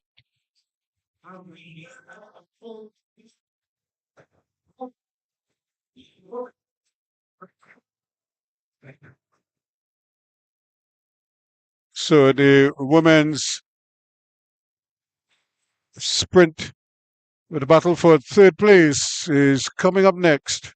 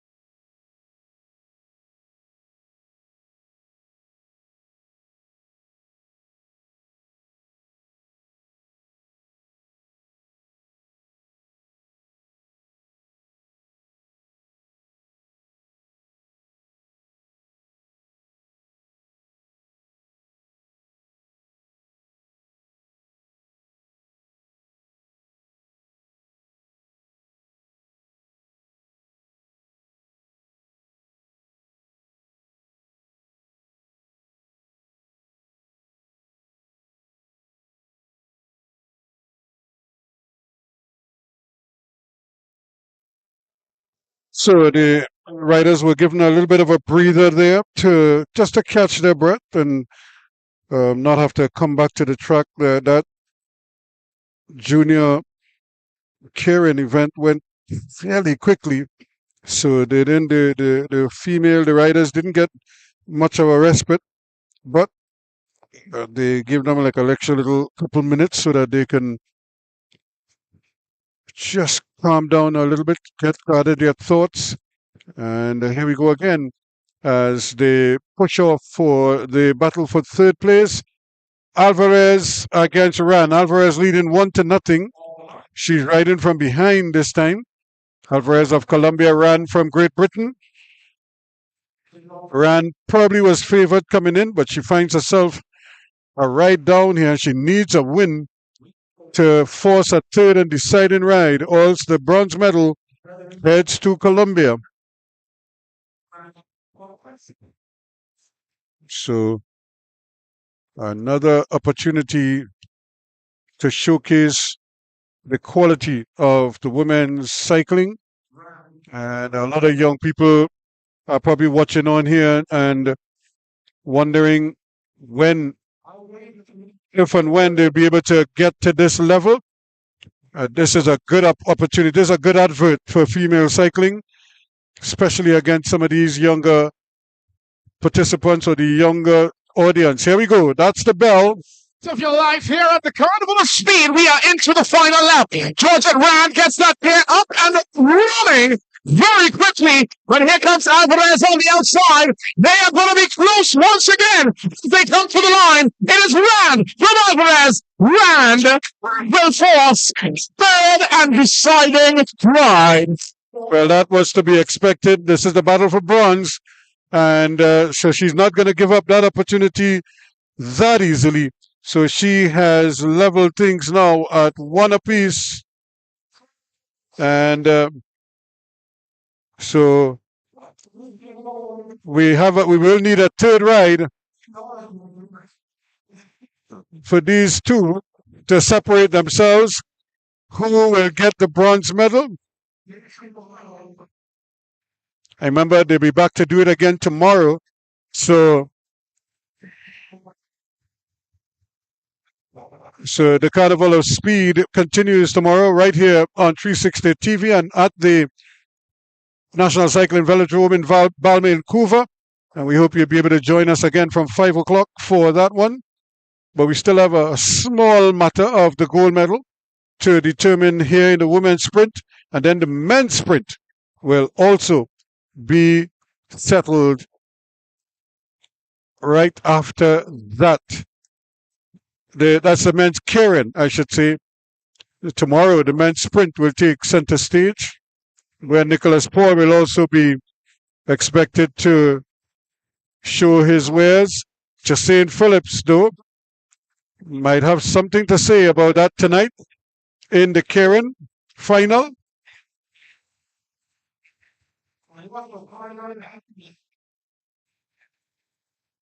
So on the track right now, the women gold medal, Iona Moira of Great Britain up against her countrymate Rian Edmonds, also of Great Britain, and Moira leads 1-0. If she wins here, that's it. She gets the gold medal. And I think the general consensus is that she will wrap it up in 2 straight rides. So that is Moya leading out there. Edmonds, though, would love nothing better than to force a third ride. But does she change up the strategy? Does she take it long? Moya is strong and very determined, so it's not going to be easy no matter how you dress it up. It's going to be interesting. Edmonds trying to take this to third ride as they come for the bell. They're going to come off that ramp very fast indeed. And here they go. And ducking down inside. Does she keep the lane? Yes, she does. And Moya is rotering. And Moya is going to fly away with this one. Gold to Moya. As was to be expected, Iona Moya wins the gold in 2 straight rides. Edmonds will take silver, but Moya will take gold.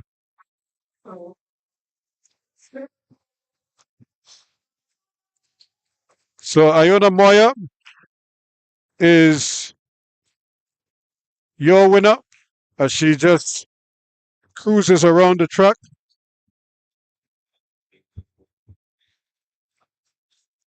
And now we're getting ready for the men's Keirin, 7 to 12.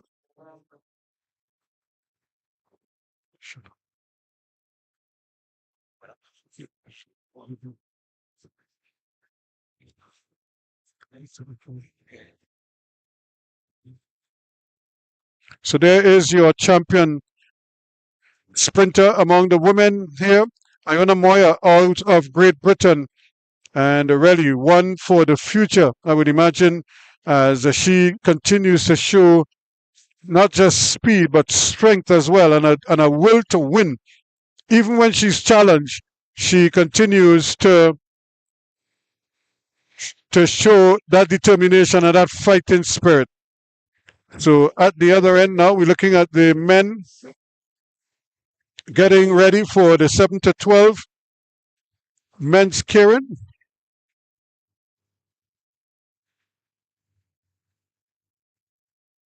And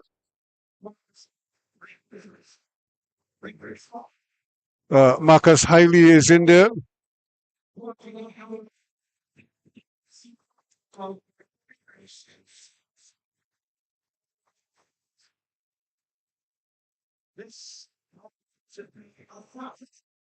Sidel Samaru has been riding very well, so he is going to fancy his chances here. Remember, all of these, the higher you finish, the more points you'll get. So this is where it's at for these riders right now. They really need to try to finish maybe 1, 2, 3, so that would be 7, 8, and 9th in the general scheme of things.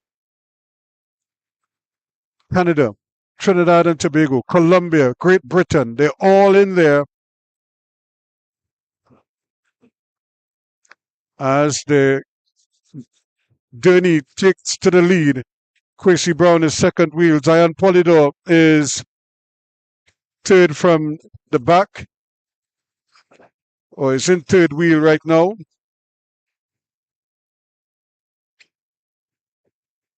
Or fourth wheel, I should say. Zion Polidor from Rictech Sonics. Driver of TCT 542. So they just probably clarifying their thoughts here.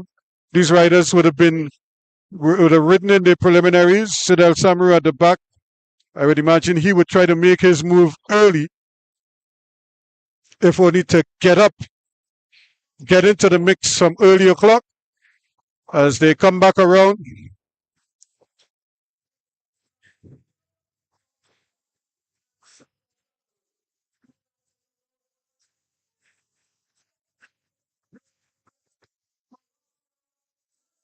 So here he goes as the Denny comes off the track.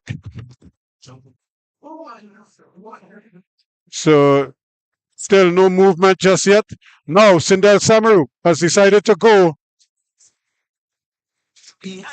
Juan Diego up front, but not for long. Nick Rams makes that move. He is stepping on the gas. Nick Rams of Lametta Rose.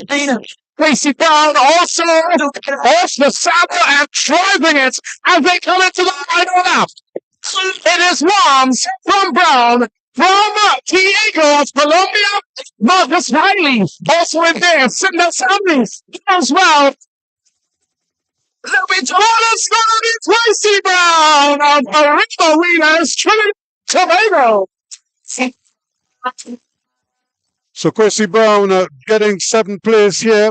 showing that with a little bit of luck in that semi-final ride, he probably would have been in the final for the 1 to 6, which is to come next. But I think he will settle for 7th place today. And again, for a man who has been off the saddle for the better part of 6 months and only now coming back into the mix, this is incredible, to say the least. And of course, it's part of the growing pains. When you're riding at this level, you go with the ups and downs, and but whenever you can win a race, it feels very good indeed. So now we're getting ready for the 1 to 6 final of the men's Keirin.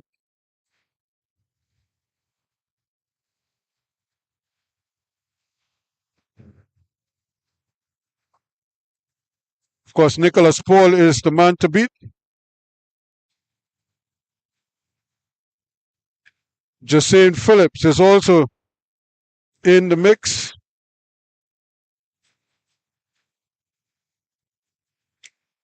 But really, it's still a battle here. It's Trinidad against Canada.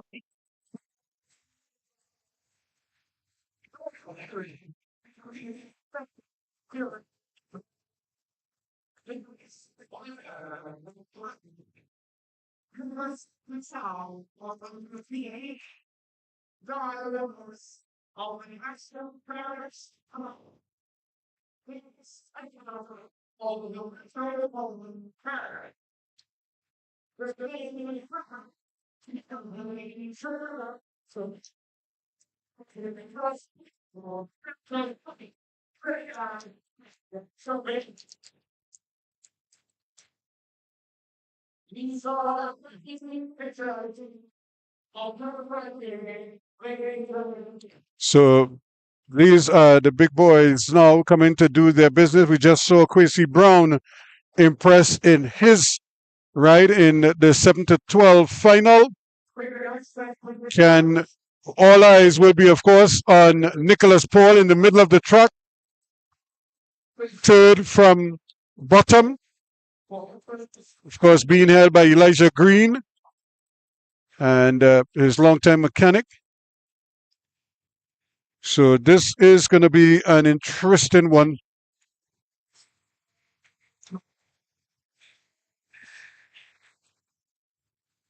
So again, the bronze medal for women. That third ride is still to come. Second wheel, that looks like Niall Monks out of Glasgow, Scotland. Third wheel, Nicholas Paul, Santos, Trinidad and Tobago. Fourth wheel, Rufus Villard of La Costa in Argentina. James Hedgecock. Fifth wheel of Lametta Rose in Canada. And last but not least, Nicolas Oliveira of Colombia. This is going to be a fast event. Where can I find that? So Oliveira of Colombia, not to be underestimated. He has shown a tremendous turn of speed. But of course, all eyes will be on Nicholas Paul and what he does when he does it. More importantly. So this is it here as they come for the third lap, with 3 laps to go rather. The bike is going to leave the field. There goes the Danny. On his wheel, out of Scotland. National Cycling Centre, you need to tell who you want to win. Is it Scotland? Is it Argentina? Is it Colombia? Is it Canada? Or is it Trinidad? Go. Nicholas Paul making a move on the outside.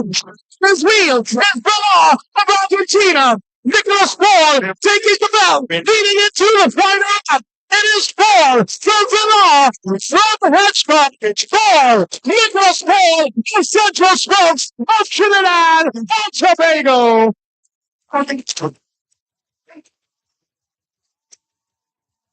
But Nicholas Paul just getting up there. Hedgecock was racing with him, but Nicholas Paul has done it again. He did it last night, and he's back for more.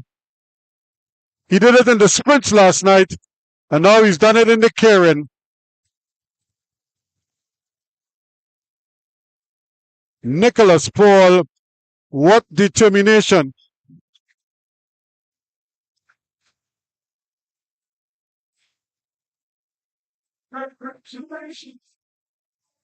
So a great ride again. Monks was there trying to hold him up, but Nicholas Paul and of course Hitchcock also there. Just Phillips led them out, but he didn't have the legs to stay with Nicholas Paul. And he certainly didn't. And what it shows you is that a Trinidad and Tobago sprint team with Paul, Brown, and Phillips could be an awesome threesome to try to battle any trio in the world. And I think we're inching up to that. And with the Olympics, I suppose, in the fray, who knows if they can commit to a Trinidad and Tobago sprint team with those three, plus one or two of the other young riders, who knows what is going to give. And here the applause for Nicholas Paul as he comes right in front of the crowd, in front of his fans, and certainly a crowd favorite. Support or congratulations all around. Everybody respects him and they recognize the awesome talent that he is, and really bringing the house down here on day one of the Carnival of Speed 2025. Although we do have the one race left, and that's the third and deciding ride for the bronze medal in the women's sprint event, and that is coming up shortly. Paul actually just rides straight downstairs, so he's probably going to warm down out in the belly of the Velodrome. But this is the battle for third place. Just Phillips now also getting some appreciation from the local fans, and still showing that he's got some speed in those legs. Probably not at the level of a Nicholas Paul right now, but still good enough to make it to the finals. And what is also impressive is that he will garner some serious points. So he too might find himself. So instead of two riders going to the Olympics, Trinidad and Tobago may very well have three. On the men's side, depending on how Tennille Campbell does, she, together with Alexi Ramirez, they may very well be also eyeing a place for Trinidad and Tobago. On the women's side, but on the men's side, this sprint team is shaping up to be something special. So we will get to see that. So coming up now, the final event of the evening, and that is the battle for third place to determine who wins the bronze medal. Remember, the invitation is to join us again tomorrow evening from 5 o'clock for the third and final ride.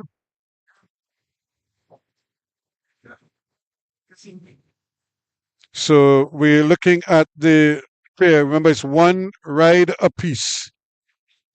And this will decide it here now. Rand against Alvarez. Luna Alvarez up against Georgette Rand.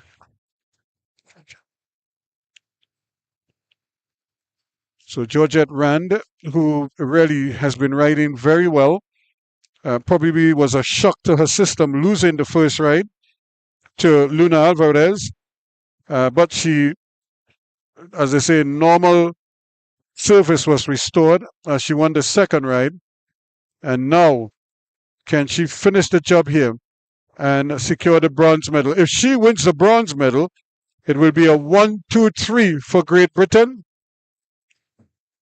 because they already have the gold and the silver with Iona Mara and Rian Edmonds taking gold and silver respectively. And now, can they finish off with a third rider on the podium?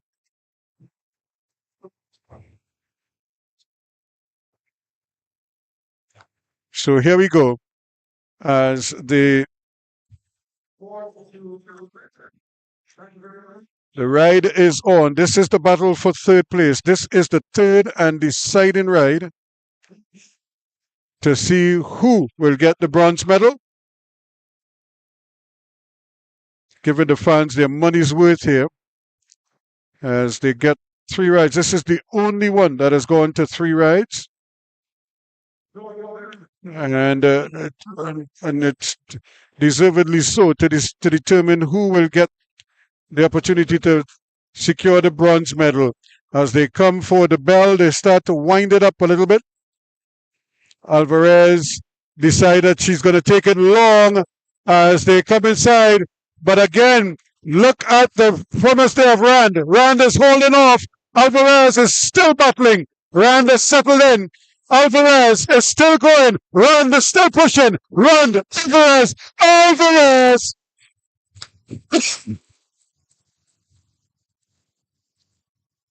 Alvarez takes the bronze with a fantastic and determined ride.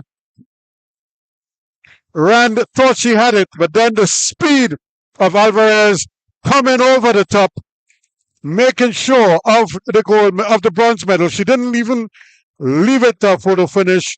She just found that little extra and just powered away to the line. Much to the delight of the fans here. They love good racing and they just saw a fantastic ride. Doesn't matter the sex. Could have been a male pair or a female pair. They just appreciate the beauty of the sport of cycling and they just got a fantastic performance there. But that is where it's at for us. I think the only thing left now would be some presentations that they are getting ready to put together. But you could see the light on the faces of the supporters. I'm sure many of them will be back here tomorrow, the third and final day of this fantastic weekend of sport. We had the Speed Paradise last evening, and come tomorrow, we'll have the final day of the Carnival of Speed.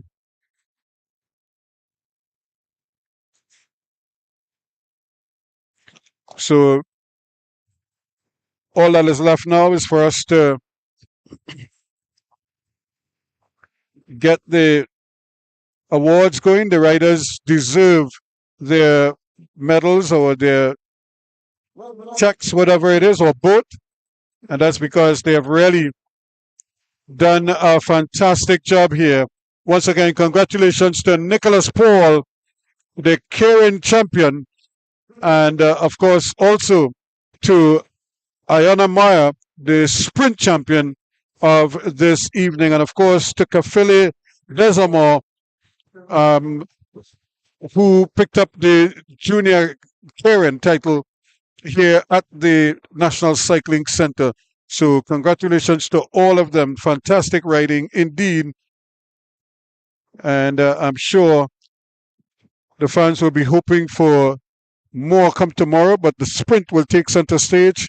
And that's where Nicholas Paul, Jacine Phillips, and Quasi Brown will be in the mix once more and ready to delight the Trinidad and Tobago public, and including the international riders. Or we have to tip our hats to them. They really made this weekend or this 2 nights so far. We have the third one coming up, but they've really made it a tremendous success. I'm sure the viewers around the world who are watching us on 360 TV on YouTube must be thrilled with the performances that you've been seeing. This is world-class riding, and at a world-class facility. And it just happens to be in our backyard here in Trinidad and Tobago. And what a performance it has turned out to be as well. So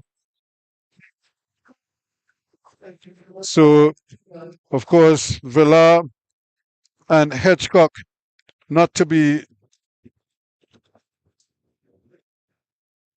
left out. Nicholas Paul would have won it. Villar and Hedgecock, the other riders on the podium, they will be coming up in a short while. And then, of course, we have the two Brits. They were just denied the chance of 1, 2, 3 on the podium, but they'll be happy to see Iona Moya in the middle, Rand Edmonds in position number 2 to her right, and then in third position, it's going to be Luna Alvarez of Colombia, who just produced that stunning ride to bring the curtains down here on the track action of the thing. The junior men's Keirin.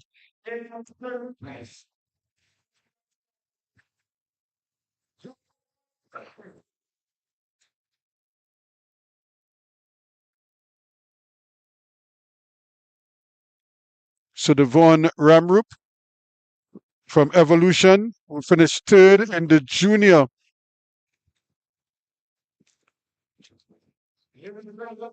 In second place,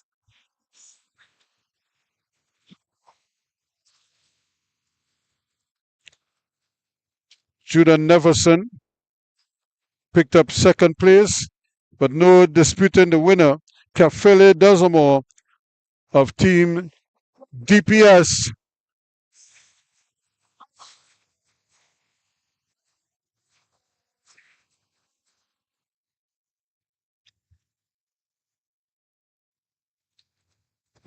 So there he is receiving his prize. Congratulations to them. First place, Kafele Dazamore, Judah Neverson second, and of course Ramroop in third place. And that's the junior men's Keirin. We'll see the women tomorrow. So the women's sprint in third place, of course, out of Colombia, Luna Alvarez, who just put on that stunning ride to secure third place.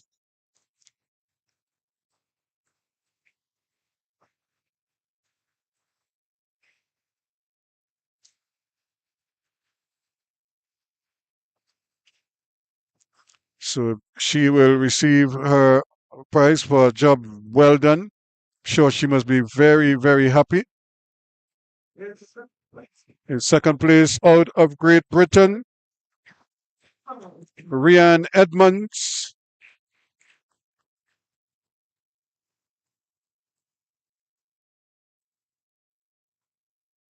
Again, very sportingly, congratulating Alvarez on her third place finish, but she collects her prize for second place. And now the winner of the women's sprint, Iona Moya, out of Great Britain, teammate of Edmonds, and she too congratulates her opponents. Big hug there for Edmonds as they finish 1-2 in the elite women's sprint. And I'm sure all the folks back in England must be over the moon.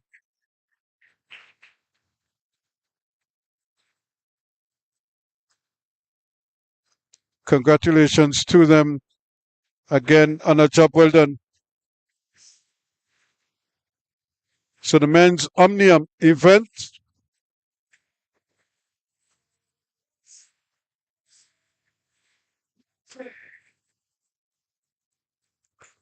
So the man from Slovakia picks up third place.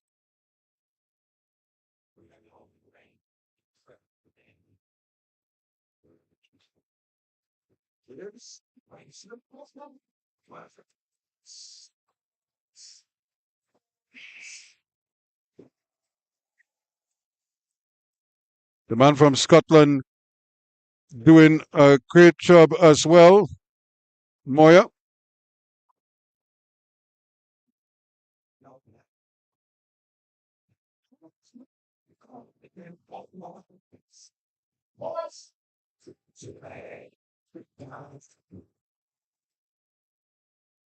So there's the winner out of Chile. Really riding beautifully all weekend long. And it was great to see him just doing it one more time.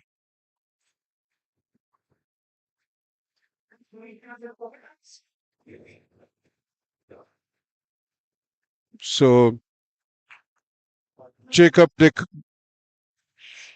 the car from Chile. And now the prize for the men's Keirin.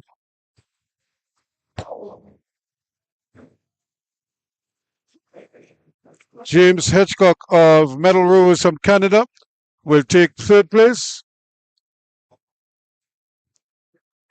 And of course, a splendid ride on his part, but he just couldn't get it.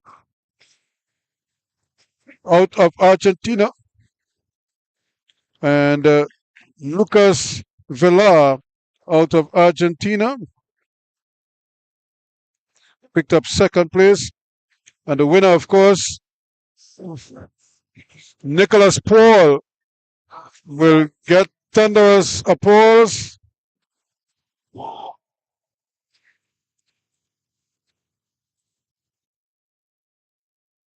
From the Central Spoke Cycle Club, Nicholas Paul, the TNT Olympian, showing that he's lost none of his form and, of course, will still be a threat on the international scene when he goes in. So there you have it, folks. Those are the top awards for today. Congratulations to all of the winners. And do join us again tomorrow from 5 o'clock when we'll be back here on 360 TV to bring you live coverage of the third and final day of this 3-day meet, but the second one for the Carnival of Speed 2025 right here at the National Cycling Center. I'm Ruskin Mark. Thanks so much. I look forward to seeing you tomorrow.